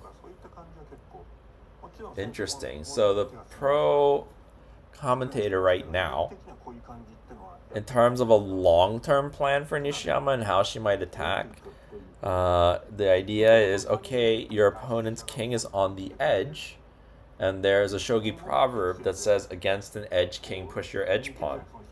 So what he's suggesting potentially as a long-term plan is something like this. And you can bring the rook and attack the edge. So obviously he moved all those pieces without moving any of his opponent's pieces. And so the opponent isn't just going to let you do that, sit by and do nothing. But this is a very interesting idea. It's especially interesting because this type of subway rook idea is usually played by static rook players against ranging rook players. So this is kind of an inverse. Bishop 4-2 can also aim at the edge after some maneuvering. So like this. Yeah. This would be a very strong attack. And I can say if she got to make all these moves right now without her opponent making any moves, she would win the game. But yeah. These are maybe some of the long-term ideas that she has for this position. It looks like she's going to get the type of game that she likes, though, where she's attacking. Because she's pretty much set to go. He's got, like, a lot of moves. Like, I'm not actually sure what he's going to do and how he's going to put all of his pieces together. So Engine wants, like, this. It's not so pretty to have the bishop here, honestly. Bishop 6-6. Bishop 7-7. So these are the 5 moves that the engine is suggesting right now, and I'm not gonna lie, none of them. I mean, I think the most natural one is probably this.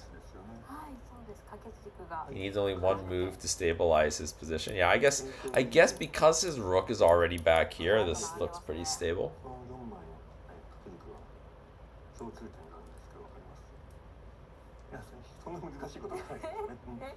Itodanidu formation, maybe?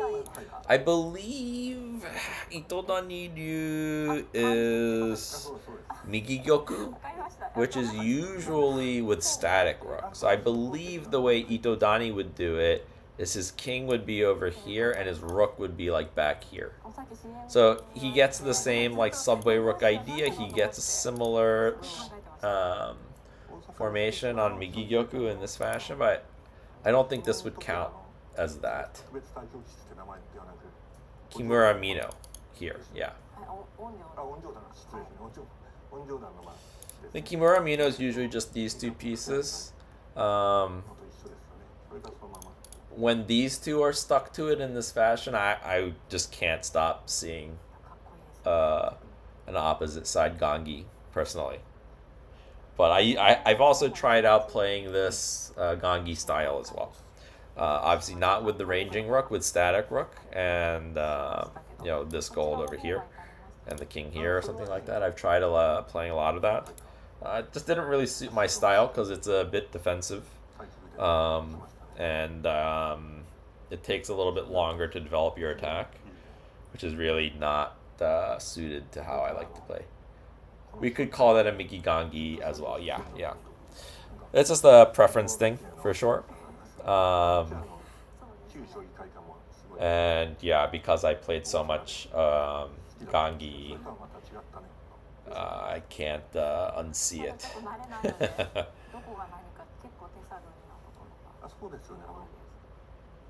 Okay, yep, so the gold move got made.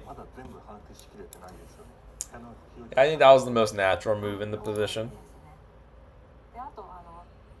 Like, a lot of times it's a little bit uncomfortable here, right? Because if your silver gets traded, there's a drop here. Your silver's already up here.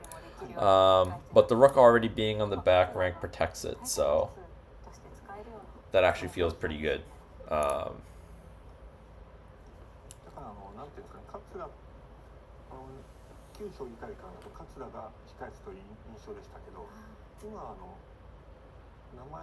Nishiyama has spent quite a bit of time to get to this position, though, which is a little bit uncomfortable. I think somebody was mentioning in chat earlier why she's spending so much time on these.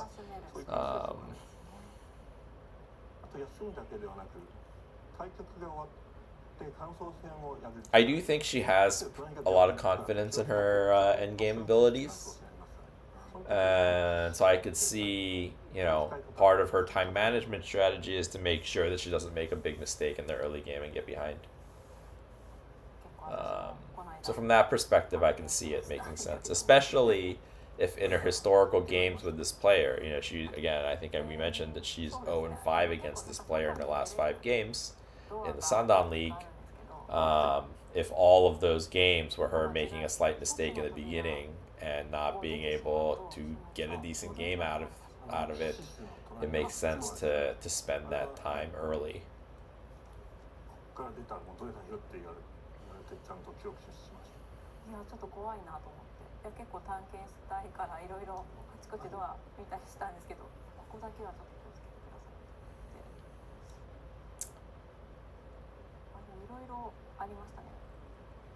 But yeah, the game really slowed down, and I'm actually just really surprised how accurate Nakamura's scouting report was.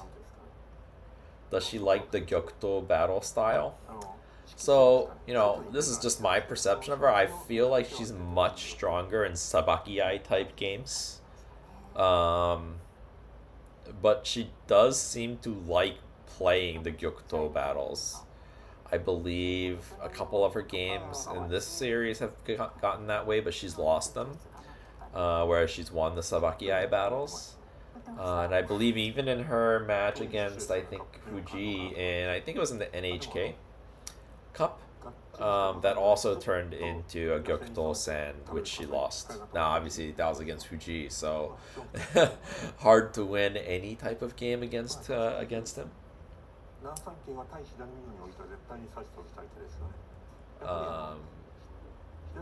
But again, yeah, I was watching the video from Nakamura when he was kind of talking about the scouting report on Maegi being this kind of fake rapid attack style. And also in part of that video, he reviewed all of the other games that Nishiyama played in this entrance exam. And his conclusion was, in the games that she lost, she got her major pieces kind of trapped in a corner and they just kind of didn't participate in the game. So if she can just make sure that doesn't happen and that she can get out of the early game and sabaki her major pieces, that she has a very good chance to win the game, as long as all of her pieces are doing what they need to. So I could see that being also her conclusion and part of her plan and why she's decided to invest quite a bit of time into the opening. Because yeah, you can see she's spent an extra half hour, which is pretty significant, I would say, in a 3-hour game. You know.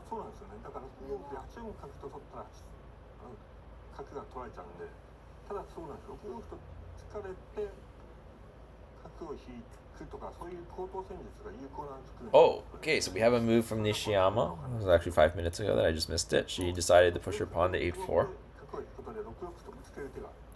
Wow. So this is starting to feel like what the commentator was saying. Can she get the rook back on the back rank? Double stack it with the lance. Attack, and then Koshiro's move. Attack. I'd love to see it. I'd love to see just a ginormous attack come in.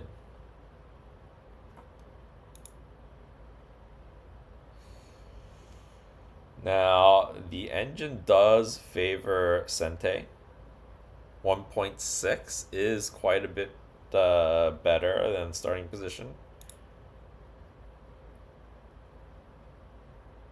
I mean, I'm looking at it, I can't quite tell why it likes Sente so much better.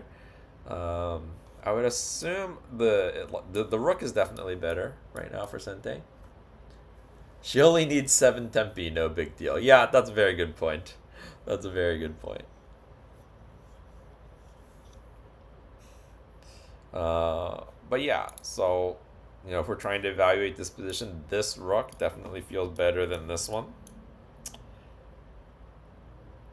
This bishop, at least for now, has a bit more scope than this one, although I don't know if I would give it that much of an advantage in terms of its influence on the game. Is this... yeah, the Sente King does feel a bit safer for the moment. Especially given that she just pushed this pawn out. Okay, so we have another move, which is gold to 6-8. So just connecting up all his pieces.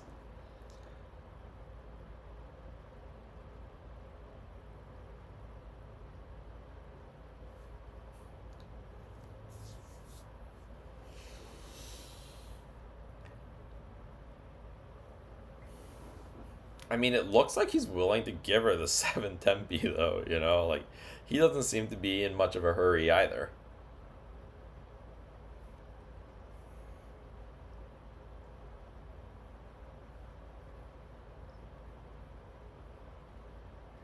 So the Lee Shogi engine here is up to about 1.5 for Sente.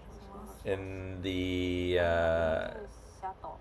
Japanese broadcast, they usually don't use this type of Lee Shogi evaluation because Lee Shogi is based on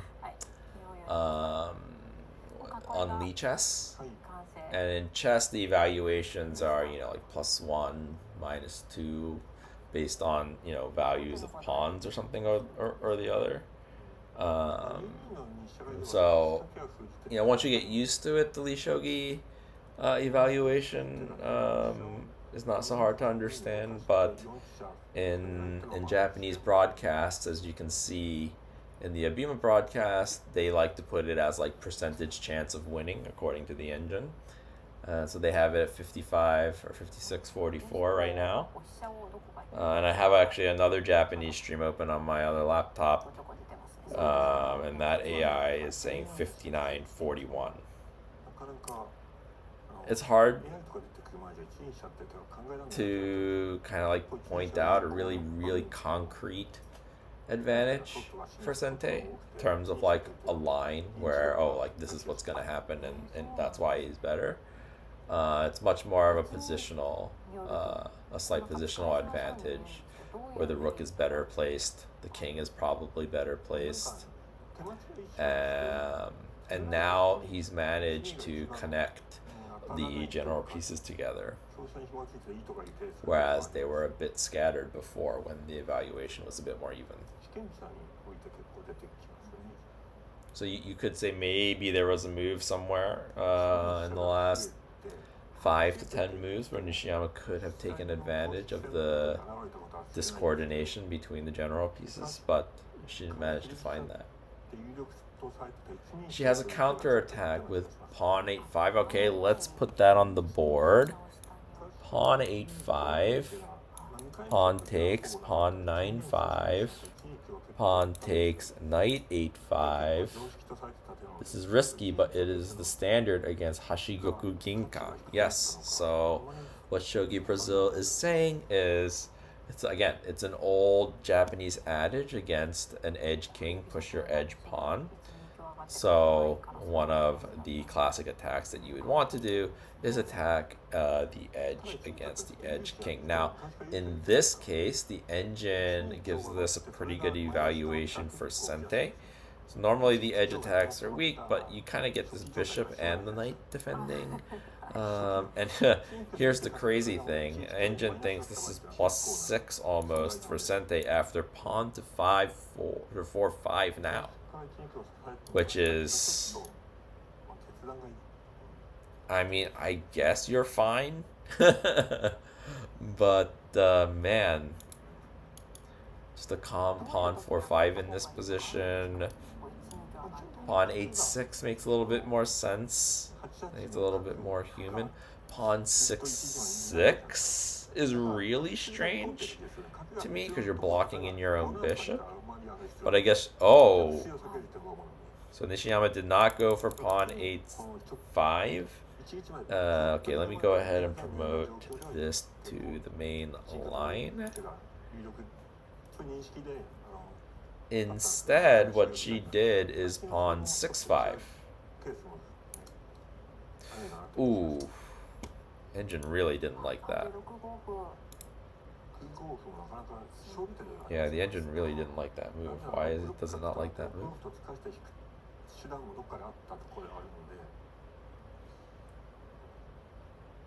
Knight 7-7. Ah, it just gets ganged up on immediately. Pawn 6-6 is the other good move. Bishop 7-7 is a good move. Rook 4-9 is a good move. Pawn 4-5 is a good move. This is an interesting play from her. This pawn 6-5.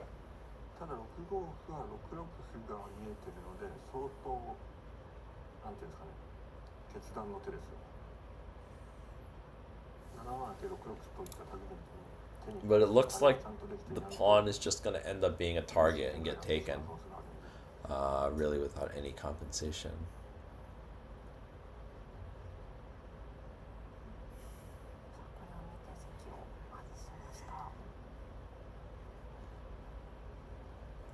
Which is not good.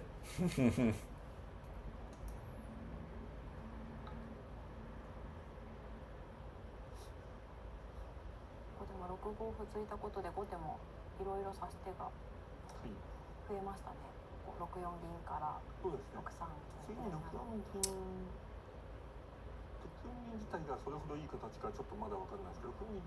So yeah, I'm definitely less familiar with this position now than the position that we had, like 20 moves ago.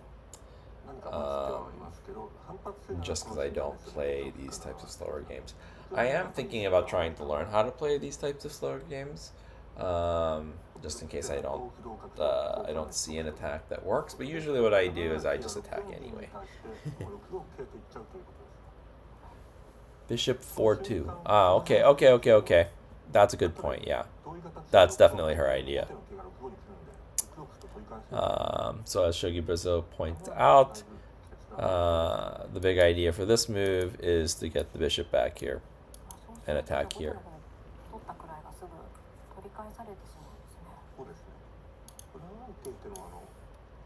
So probably instead of the commentator's idea of 1, 2, 3, 4 moves to prepare this rook getting around, instead it's kind of 1, 2. This is actually much faster, it's speedier to get ready.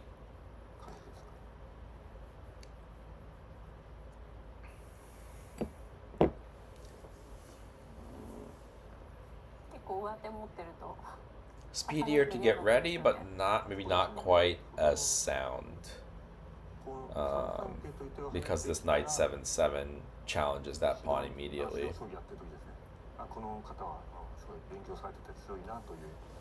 Okay, so the engine, let's just see the engine's top line a bit here. Knight jump, pawn 3-5, pawn takes 3-5.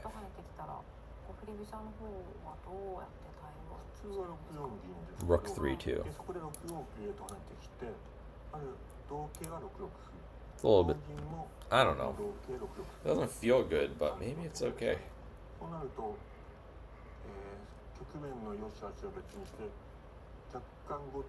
Ooh, but apparently pawn 4-5 here is pretty good.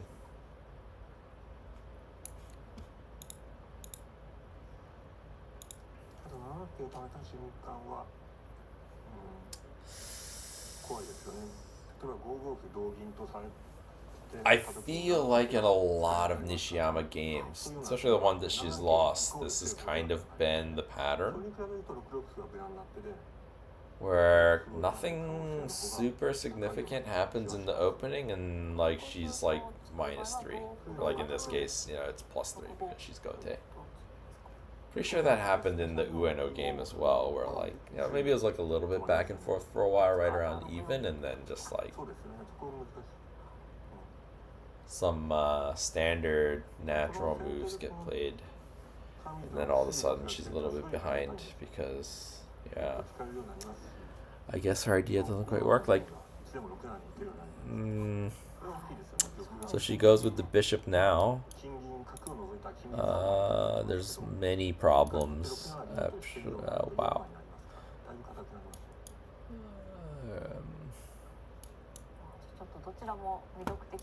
Whew.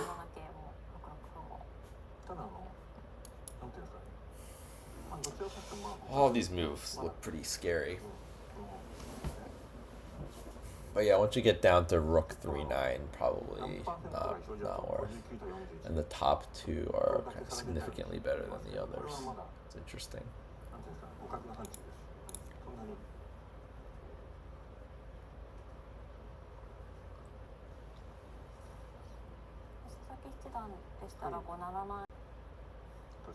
Knight 6-5, huh?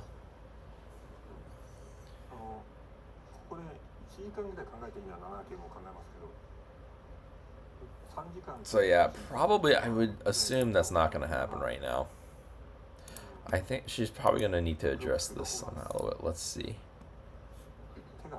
Engine wants rook 3-2, pawn 3-5, pawn 9-5 on the edge, gold 6-2, pawn 6-6. All over the board with her potential moves right now.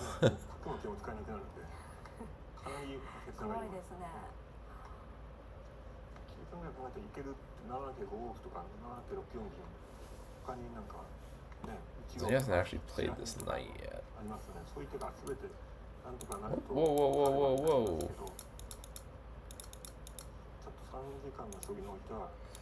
I haven't quite played this knight move yet. So we're still at this pawn push. See, what did the engine want instead of this pawn push? Because that was pretty noticeable drop. It wanted just rook 4-2, rook 1-2. It really wants the rook to get off the second file now. That's interesting. Oh no, yeah, 5-2 to 6-2. 3-2. Bishop 4-2. Interesting. Oh, I'm starting to get tired all of a sudden. I'm feeling the no sleep now.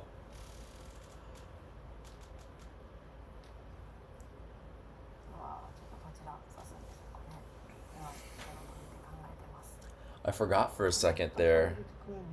Like half a second I forgot that I was streaming, that I was live.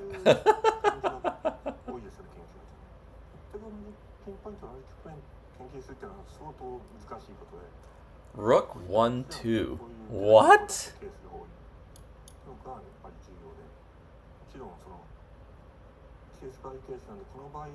Is that even on the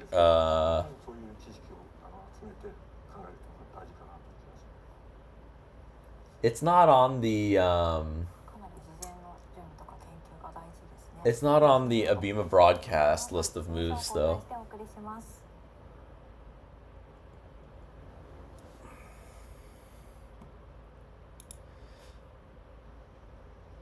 Am I missing a move? Maybe? Oh yeah, I am missing a move. So yeah, rook 1-2 would have been instead of this pawn push. Yeah. But the game position is here, I believe. But I was just looking for what she could have done instead of this move. So it's rook 4-2, rook 1-2. Gold over rook 3-2. Bishop 4-2. What? Okay, so bishop 4-2 we understand. Right? Bishop 4-2, we understand the idea. But that's actually the worst of these moves. And it's saying it really wants to move the rook off of this second file. I wonder what the problem... I guess this becomes too much of a problem with the rook on 2-2. Would be my guess. And so it wants to move it. And the most natural square to move it to is 4-2. Is that true? I guess so. You're not really getting your bishop out. And then the next most reasonable place to get it to is 1-2. I guess that helps guard 1-1. Whereas like rook 3-2 and rook 4-2 do not guard 1-1. So it seems like in this position the engine is very scared of this bishop diagonal somehow.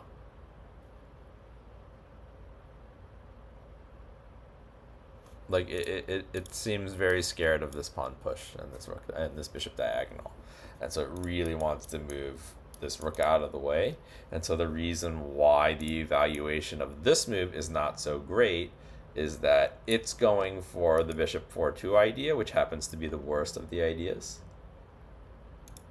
Yeah. So it either wants to evacuate the rook right now, or, as Shogi Brazil is saying, move the gold over so that the rook can evaluate to the best file that it really wants to be on, which is the fifth file. I'm actually curious because it seems to prefer getting the rook out. And so my question is, okay, what is it about trying to get to the fifth file that's worse? So the thing that's worse is some bishop moves, pawn 4-5, gold 7-9. Don't ask me what that move is. And rook 4-9. Okay, so either it wants to prepare for some sort of an attack. Wow. Okay. Okay, so naturally we did not get that move. we got this move instead. Pawn 6-5. And right now, Maegi is thinking after this pawn 6-5 move from Nishiyama.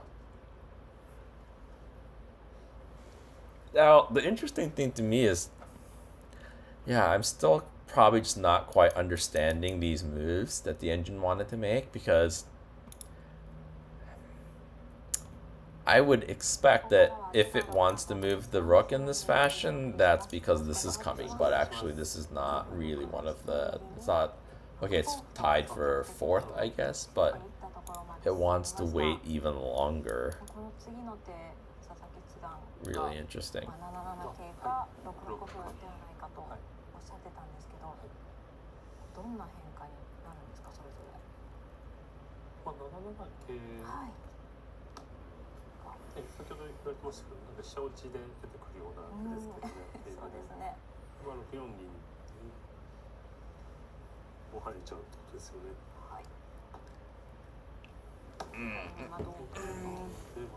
So it is absolutely freezing in New York right now. I went outside to get lunch today and I was so cold. I just like picked something up right across the street and ran right back.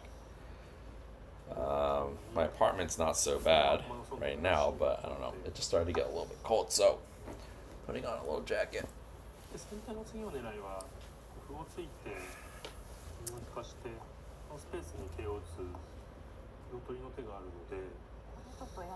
Oh, okay.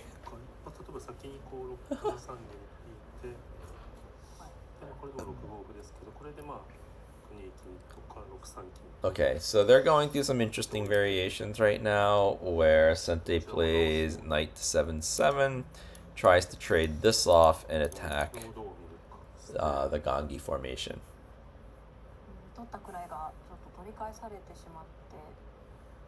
I believe with this pawn.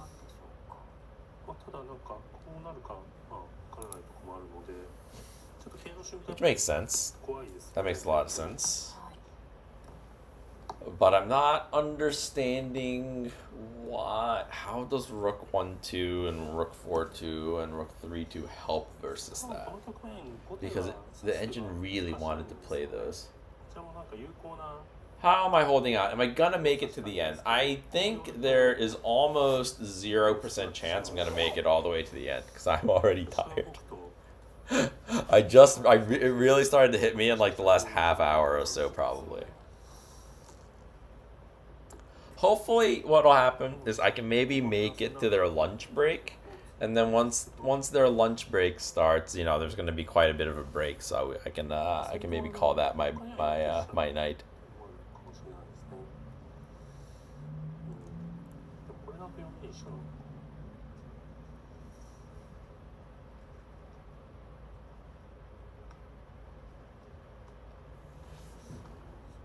I think I'm really closing in on 48 hours now. What time is it in Switzerland right now? It's like plus 6 hours or so, so it's like almost 4 a.m. Swiss time. So I woke up at like 8 a.m., so in like 4 hours. So I'm over 40 hours, I think, at this point. Just dumb.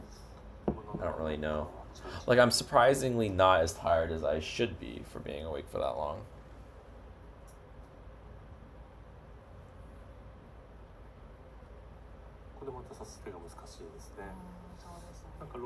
I mean, I got like a very slight nap on the plane, you know, like a half hour or an hour of a nap on the plane. And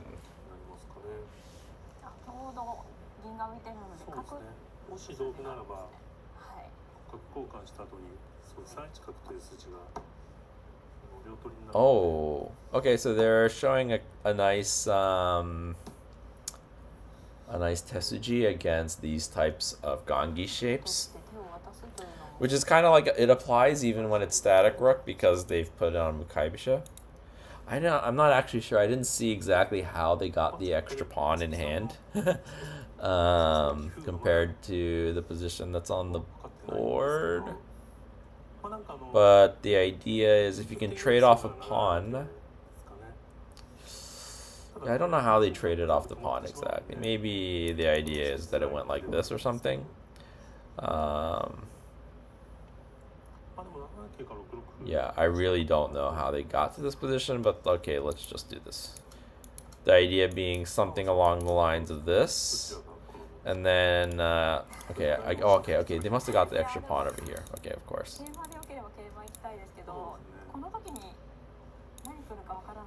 Yeah.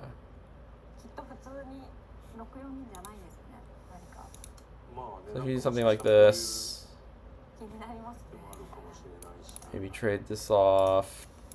These get traded off or something. And then at some point when you get this pawn and the silver takes, you have a bishop drop that forks these two pieces. This happens to me all the time when I play Gangi. One of the reasons why I stopped playing, actually. This is so annoying. It looks like it's so appealing to play it, I think, because it's such a nice looking shape with, you know, the golds and the silvers all connected like this. But one of the big weaknesses is actually one of its strengths as well, is that it's so well connected with the silvers guarding the golds that the silver doesn't have any squares to retreat to when you drop a pawn. It has to take. And then when it takes, it can't get back to its really nice square anymore. So that's kind of the weakness of this structure, of this silver gold structure. Is like getting a pawn dropped on the silver's head is very, very painful. They did pawn 6/6 instead. Ah, okay. Gotcha. Yeah.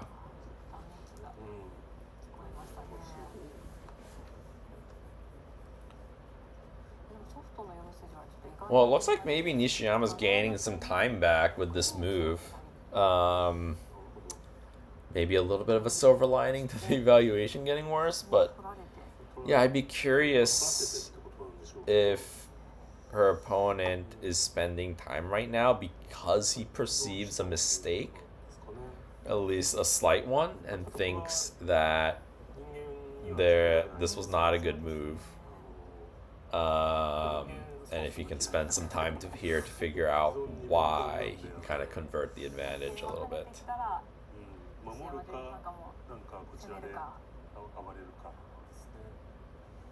Because he's really bouncing up and down now. Looking at the board, so.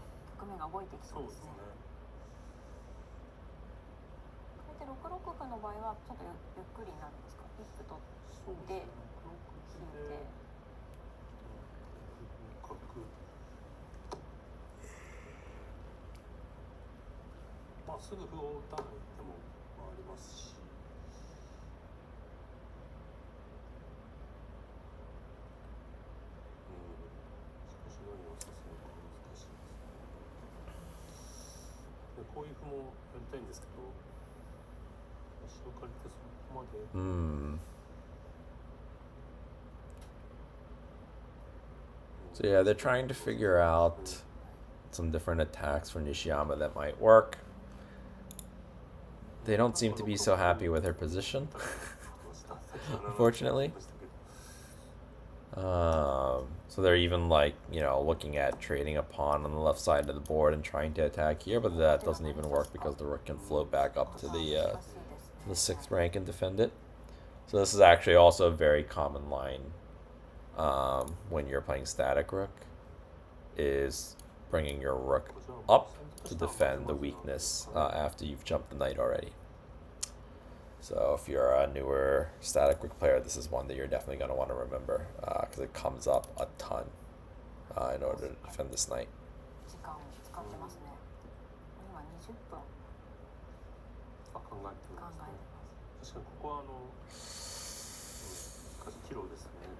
Yeah, this really feels like one of her previous pro exam games. I can't remember which one it was. I think maybe it was the one against Ueno where she went for that weird line in central rook where she purposely got her rook trapped in the middle of the board, where like she was doing some interesting things and then the evaluation would just like ticks ever so slightly in her opponent's favor, like 4 or 5 moves in a row, until it was kind of at this point where, you know, it's like +2, 4, 3, 4, something in that range. And you know, these pro players are so good. Like once they get an advantage that the engine says is like +5 or +6, like they convert it like a pretty high percentage of the time.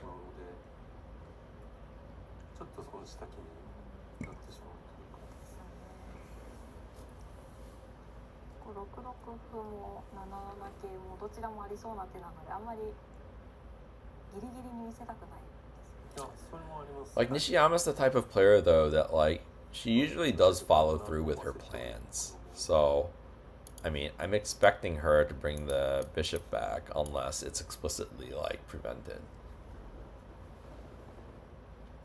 Because it does seem like a very good plan. It's just, I guess, you know, a little bit slow and not quite good enough. I'm not really sure why the okay. So let's say knight jump is the top engine move. And then interestingly, the engine does want pawn 3-5, which is the move that they were looking at in the commentary. Which is also interesting because you can just take back and you don't have a pawn to put here. It wants rook, it wants pawn.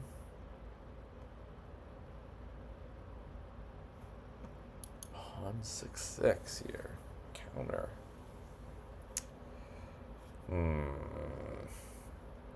Yeah, these slow positions can get really complicated. Because everybody is so well defended everywhere. It's hard to find a good attack. Actually, hold on. I need to rewind it a little bit more. Looks like the knight, yeah, the knight hasn't gotten jumped yet. So this is still the current board position.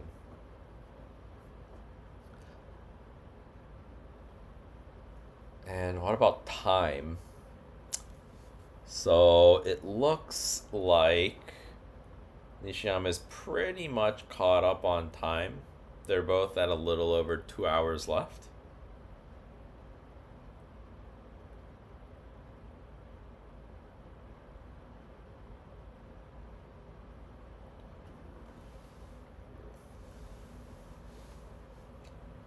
But yeah, I'm probably going to call it a stream when they get to their lunch break.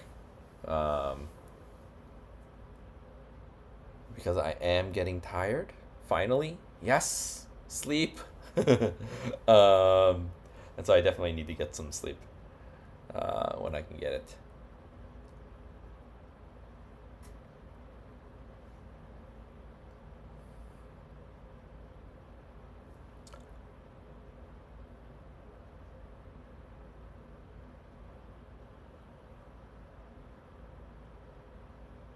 But yeah, I would very much expect Nishiyama to kind of follow through with her plan. Okay, so from our opponent's point of view, what's a natural move? I mean, both of these moves seem, these top moves seem kind of natural. The knight move especially, I think. Because you're going to get this pawn, you get to kind of trade off the knights.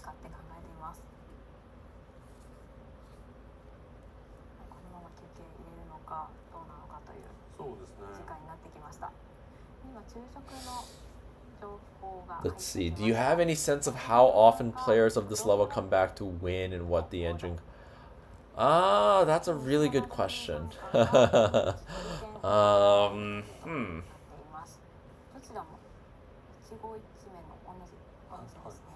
Because the engine evaluation saying 63-37 isn't the engine saying that it thinks two professional players playing against each other, it's going to be a 63-37 result, right? I believe pretty much all of these engine evaluations is the engine saying if I was playing against myself, I would win 63% of the time, essentially. Right? If two perfect engines, or what the engine sees as optimal play, were playing against each other, it would see one side winning 63%. So a completely winning game is actually rare, yeah. My sense of how often it happens, I would guess that your actual win rate is lower than the win rate that the computer would suggest, because humans are just more prone to making mistakes. And it seems to me that with how well these professional players play, that it's more likely that you're going to get a position where the engine just sees some ridiculous line or see some ridiculous line to get a good advantage and execute the good advantage when it's 63-37, versus, the other way around, where it's actually more, an equal position, but because humans are playing it, one person is more favored than the other. There are definitely some positions like that are just like, oh, one side has it easier. It's like an even game, but one side's moves are much harder to find than the others to maintain the equality. But I think that's generally much more rare than the situation where the engine evaluates at 63-37, but that 63% is incredibly difficult to manifest. I think the other is more common, so I would guess that in a 63-37 evaluation from the engine, that human players are winning less than 63% with the advantage. That would be my guess.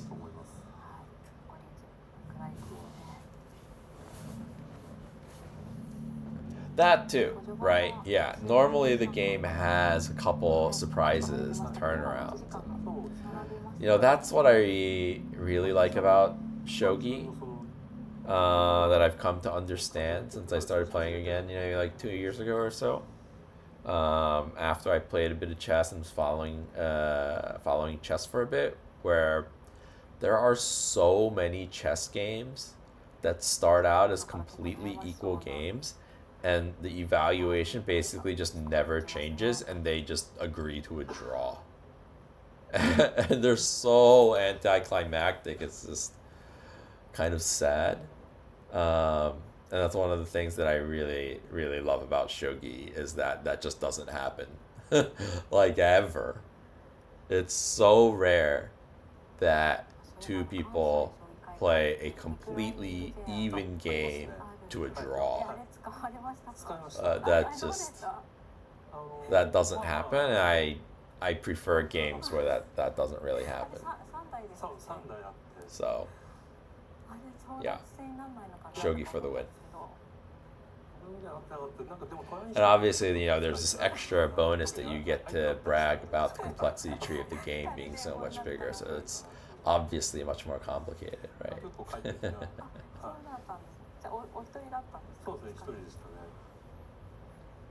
But I do like chess as well.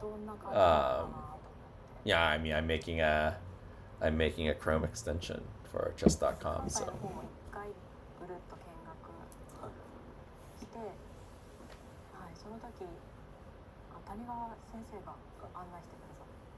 So he's really tanking in this position. Yeah, it's already been 30 minutes that he's thinking on this one move. So it's basically the entire time advantage that he had accrued from the early game that he's using on this one move.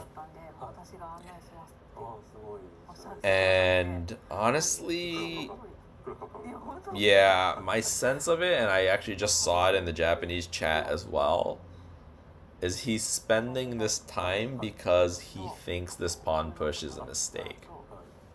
And he's trying to figure out why and how to punish it. It really does feel that way. Obviously, I can see the engine evaluation change. But kind of just looking at his body language even, like, it feels different than it did at the beginning of the game.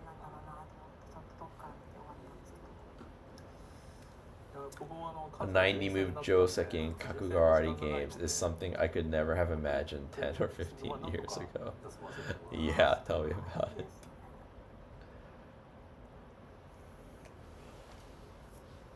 Tell me about it.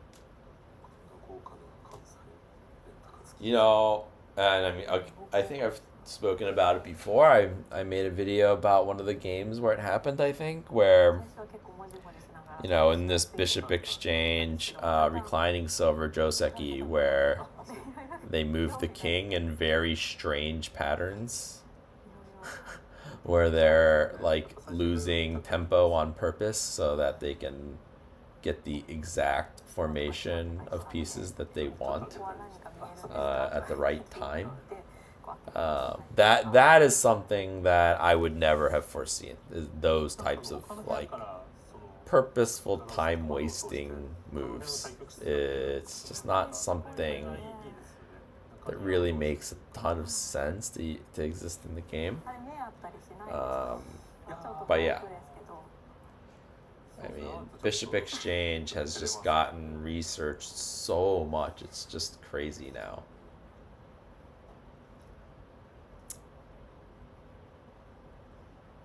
So because, and like not only is it researched a ton, I mean, well, because it's researched so much, people want to play their research, so it gets played a ton too. Yeah. So, you know, I'm probably going to try and make more videos reviewing professional games, but if I'm going to do that, then I definitely need to learn Bishop Exchange. I love them. Kakugawari is wonderful. Yeah. I mean, I'm trying to get around it a little bit by just not learning reclining silver because it looks like a lot of the research and a lot of the really long josekis are specifically in these Bishop Exchange reclining silver variations. Because it's so well balanced, there's not really, you know, easy attack, so you really have to know all these joseki lines to do well in those positions.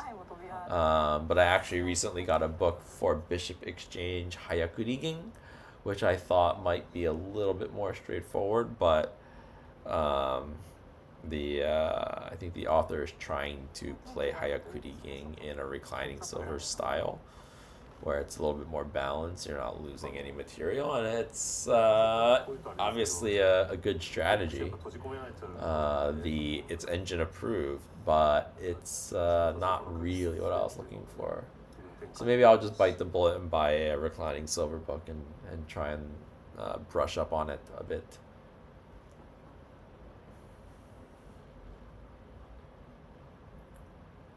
Come to Shodan 7 Kakugawari Migikyoku team. Yeah. So I'm assuming you're talking about the line as Gote in the Bishop Exchange reclining silver, where Gote goes for Migikyoku.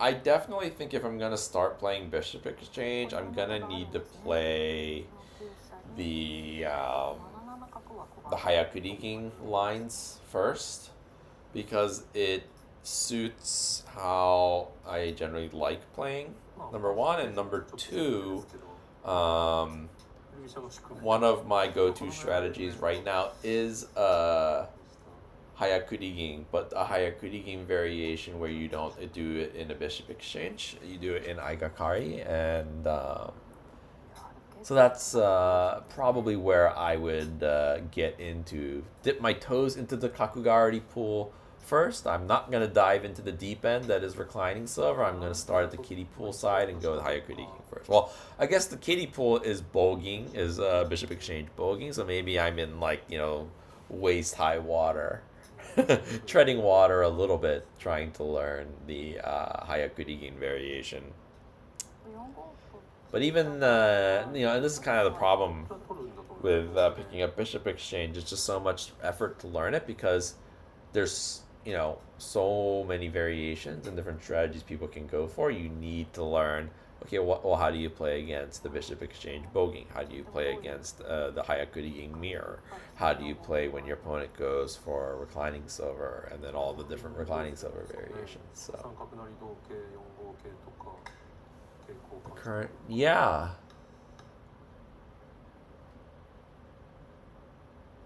Is he still thinking? He didn't make a move, right? Like, I'm not missing a move. Like, I know I missed the last move. Yeah, no, he hasn't made a move yet. There are a lot of traps on reclining silver. Yeah, exactly. Exactly.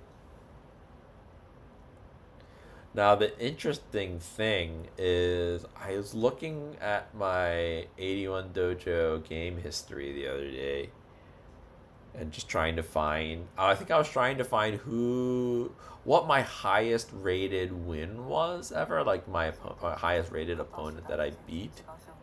And it was from a long time ago, like through 2-3 years ago or something, where I didn't even remember playing.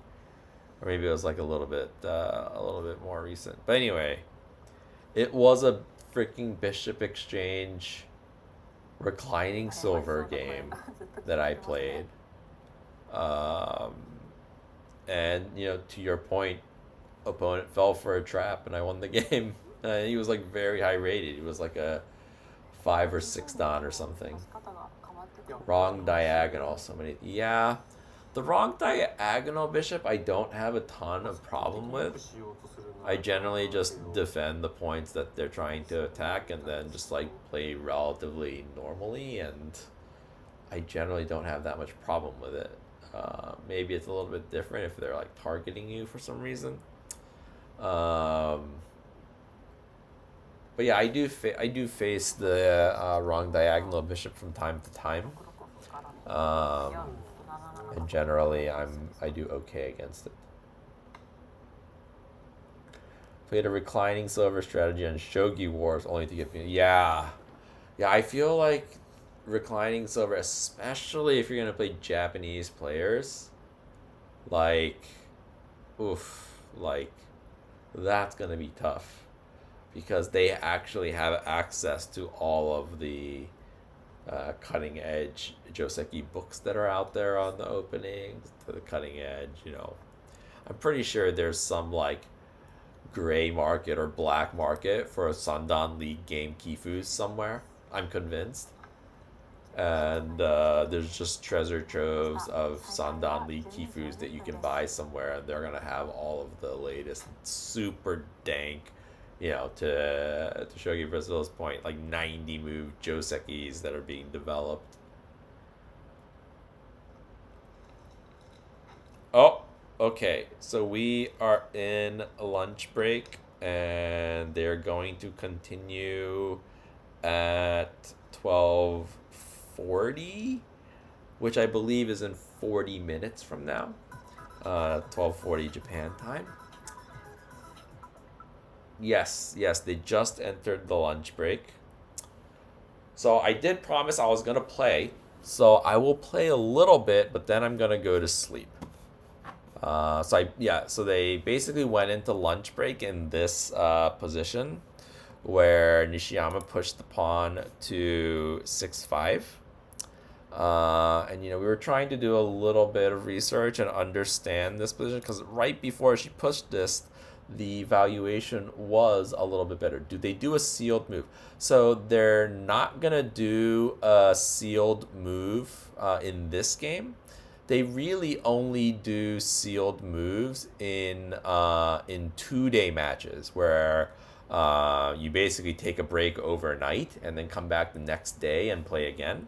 And there's only, I want to say 5 title matches that do that, maybe 6. I think 5. I'm not 100% sure though. I'm not sure how many 1-day title matches there are. It's either 2 or 3.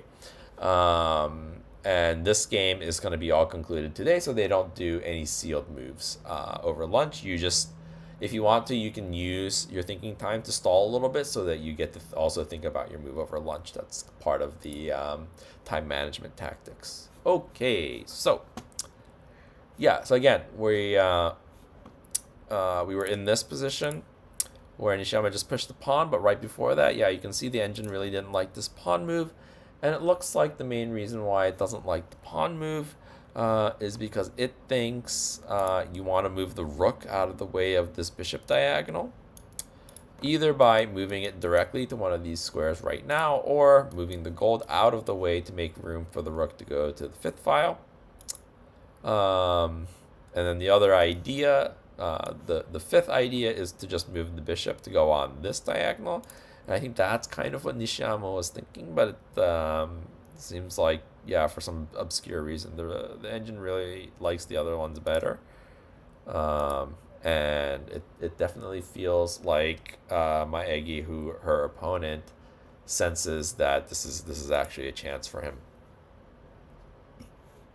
Okay, so we are gonna go ahead. Let's see, Shogi Wars.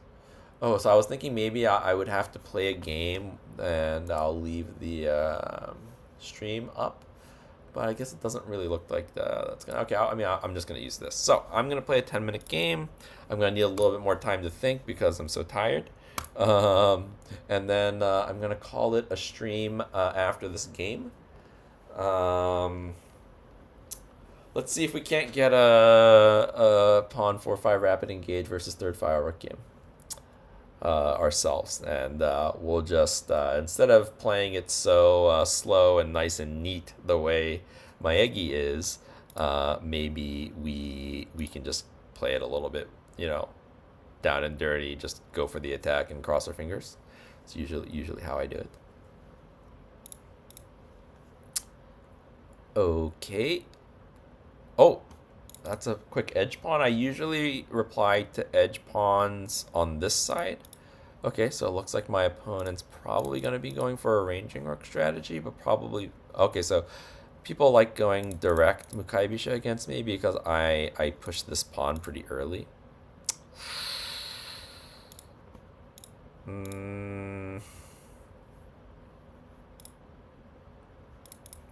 So I like getting the knight up so that I can deal with the trade over here. Okay, I need to take the sound down because they're reviewing the game from the beginning on the stream. Okay. So again, most of my idea against this Mukai Bisha stuff is this idea. So let's play this. It's very similar to what happened in the Nishiyama game. Okay, so what I was saying... Okay, so there's the animation. There's the girl in the box animation. And what I was saying in the game is that when the gold goes into high Mino in this fashion, usually you have a decent attack. So let's just... let's just go for it. Okay, so I can take with the bishop, or I can jump. You know what?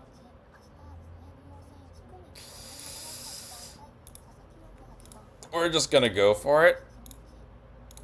So, yes, they can drop a pawn here, but I can drop a bishop to pin the pawn, but he's gonna go ahead and push this pawn. So if I take it, he has a bishop drop forking, and now this pawn hurts, actually. So I think I need to do this. Okay, and we're just gonna trade rooks and bishop, and so wait. So if I take the rook and he takes the silver, I can run the rook. If I take the rook and he takes the rook, do I give up the silver? Rook, rook, over, silver, take the silver. He can do this, but that's not that bad, is it?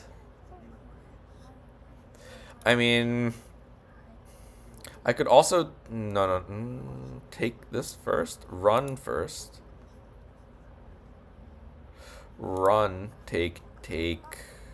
That looks better for me. Comes back, I can come back.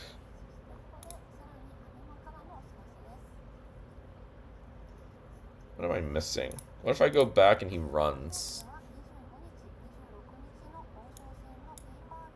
That looks kind of sucky, actually. If I back up, he runs, we run.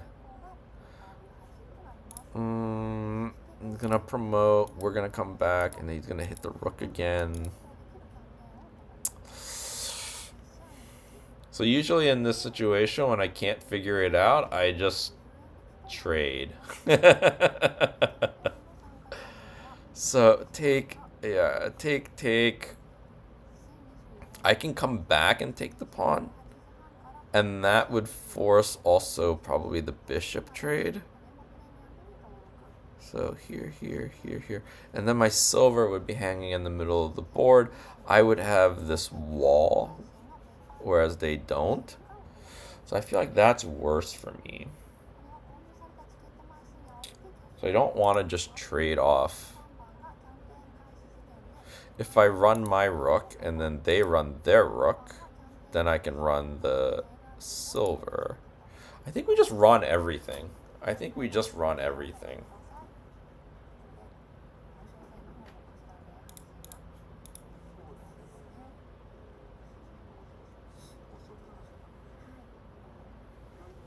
don't want to go to 7-2 because it drops the lance. But I guess your point, okay, we hit it, take, but then he can run and we can take. Yeah, that might have been better.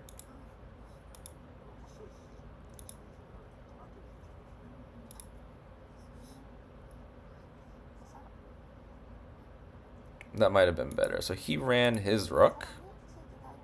Fair. So the advantage that we have in this position is that we have this knight here that can promote to here. So I kind of like dropping the pawn, but I have to deal with this first probably. And then if I deal with this by like taking, then he can drop a pawn here. So if I take here, he take. Bishop drop here on this line.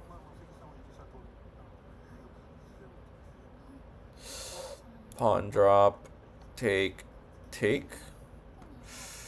Pawn drop, take is not great. I can't promote.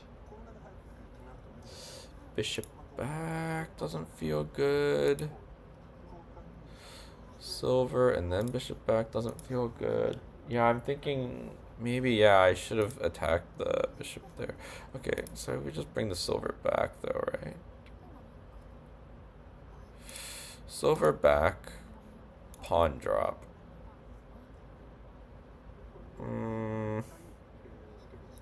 Bishop back, take. Bishop drop somewhere. Feels annoying, but maybe it's okay.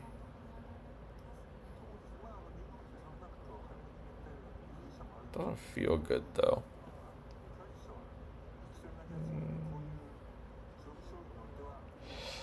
I'm also starting to run low on time. I've spent quite a bit of time thinking. Oh, I can push the pawn actually. Pawn, take, promote, and I'm getting the rook. Oh, but he can counter with the pawn drop here. But then I can do the get the knight idea. Or get the bishop idea. Now let's see what happens. Pawn, right? Yeah. Well, okay, I don't have to hit the bishop here, because this is just trapped. So I can just play it slow and just go here. Oh no, but silver drop. But then I get the silver and the rook. So I get my silver back, basically. I don't get the silver back when he does this, though, do I? I guess I can go here and trade it for the bishop, and I get the bishop. Oh, he's going to try and get my bishop now.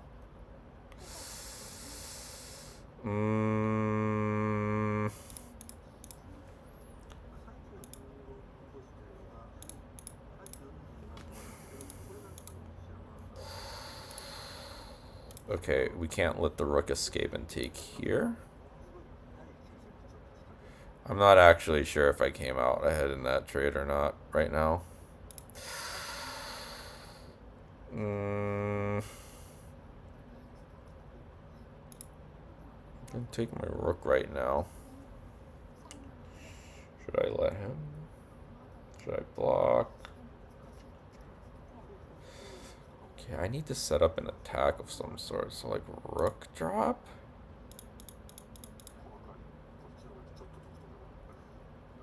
This hurts too. I'd love to get my silver up. The knight. Alright, we just need to like do stuff right now. We just like have no time.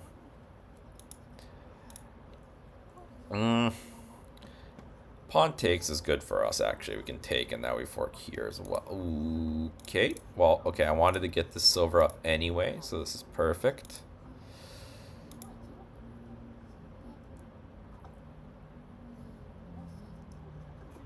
Okay. Just take the pieces that are free. I could do something similar to this. I can drop my knight here and then bang bang. And then if he comes here, if he does what I did, yeah. I need this lance to drop it into here, I guess. Oops, sorry.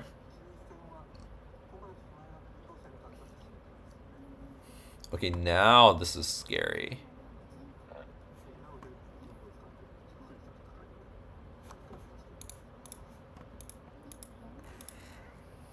Yeah, okay.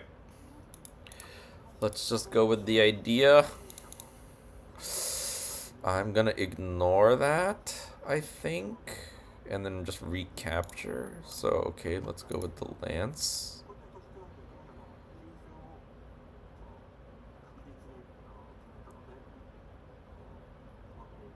Okay. Ah, I should have...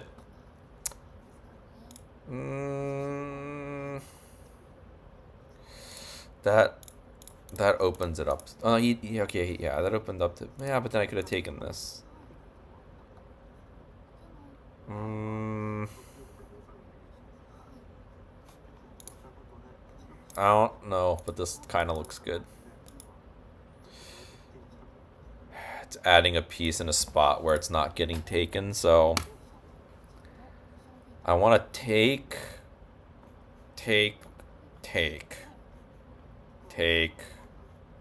Drop something somewhere. Oh! Okay, we're gonna do this first. Okay, get this in. Run. Okay, we're gonna block once and then take, I think. Did I have it there? No, I need to block once. Okay, yeah, this is what I wanted anyway, right? I can drop a silver here. Oh, no.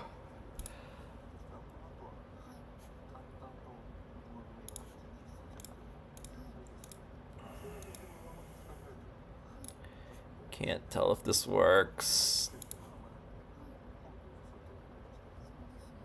Wait.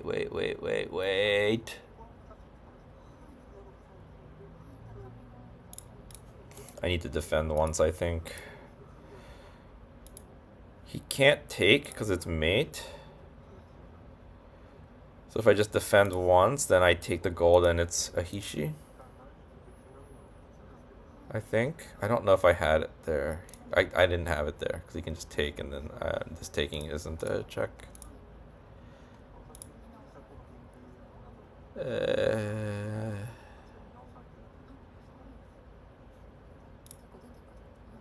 Man, if I just had a knight. Oh, no, this knight defends.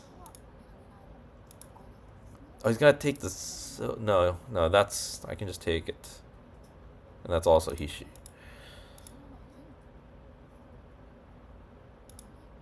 So this looks... I think I'm winning?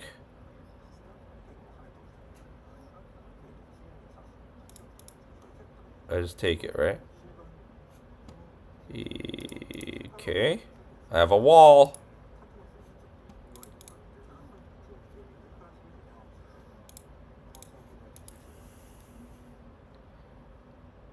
Uh-oh. Am I okay?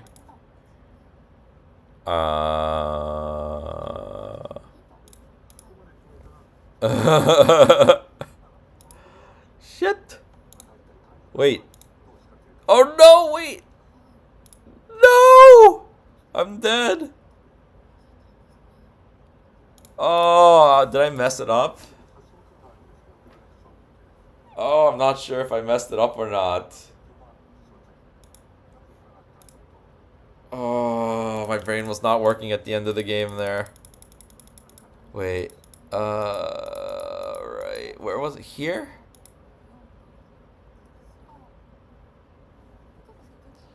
I'm not sure if I messed it up or not. Take... Here. Here I messed it up, right? I guess. Like, what is this? I could go up. And then his only move is like this.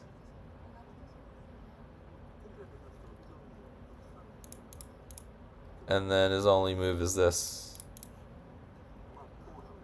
Right? Is that right? If I go up, here, take. This is only check. Take. This is really his only check. Oh, no. Now this doesn't work, I think, because he had to use an extra gold. Right?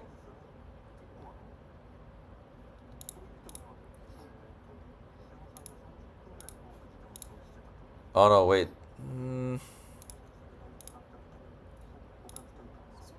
No, I'm safe this way.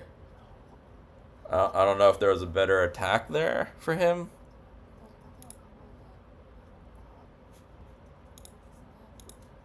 Well, let's find out. Because this was... Wait, where was the... It was right here where I dropped the gold. Yeah, let's do this.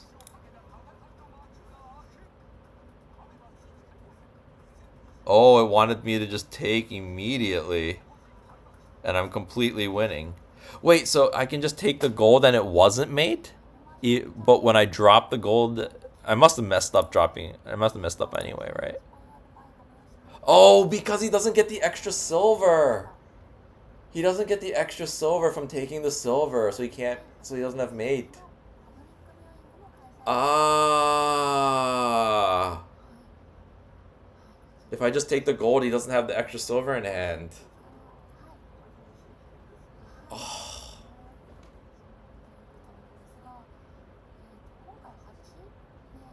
I thought it must have been mate if I took the gold, but now like he doesn't have the silver. That's why he took the silver.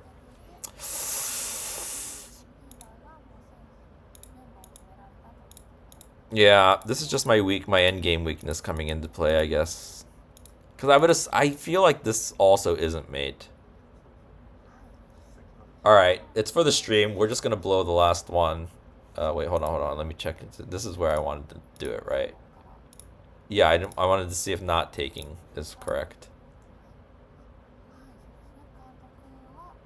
Yep. No, not take. Don't take it. It was fine. Oh, I had a minute too. I could have spent 10 seconds here. How much time did I spend on that? Like 1 second? Yeah, I should have spent like 10 or 20 seconds there. Like I was low on time, but like he's all in on the attack.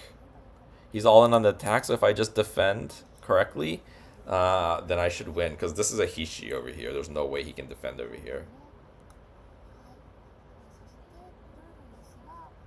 Alright. That was a pretty good game, at least. I made a couple mistakes in the end game, but I felt like I played pretty well overall. I think there was one moment, Shogi Dad, I think your move was better than mine. When it was right here, right? Yeah.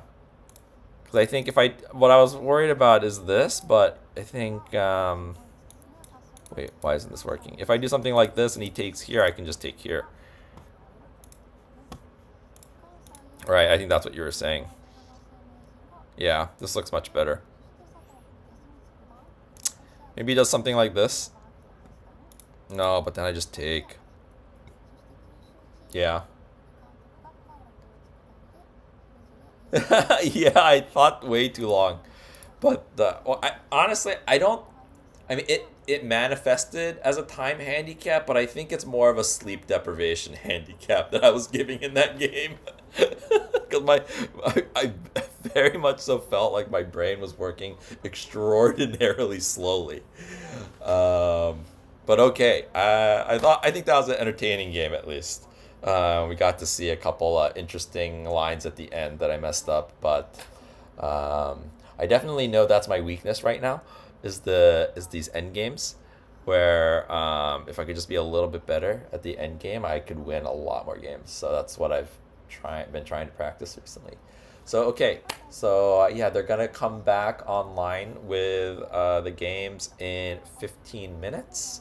I will wake up. When I wake up, I'll find the Kifu, and I will complete the Kifu in my Lee Shogi study and post it in the Shogi Harbor Discord if you want the Kifu. Otherwise, I'm sure the Kifu will show up somewhere. All right, thank you everybody for watching, and fingers crossed. I'm hoping Nishiyama can pull it out. Her position isn't great right now, but I don't think nothing's really happened yet. So we'll see what happens. All right, thanks everyone. See ya. Yeah, here.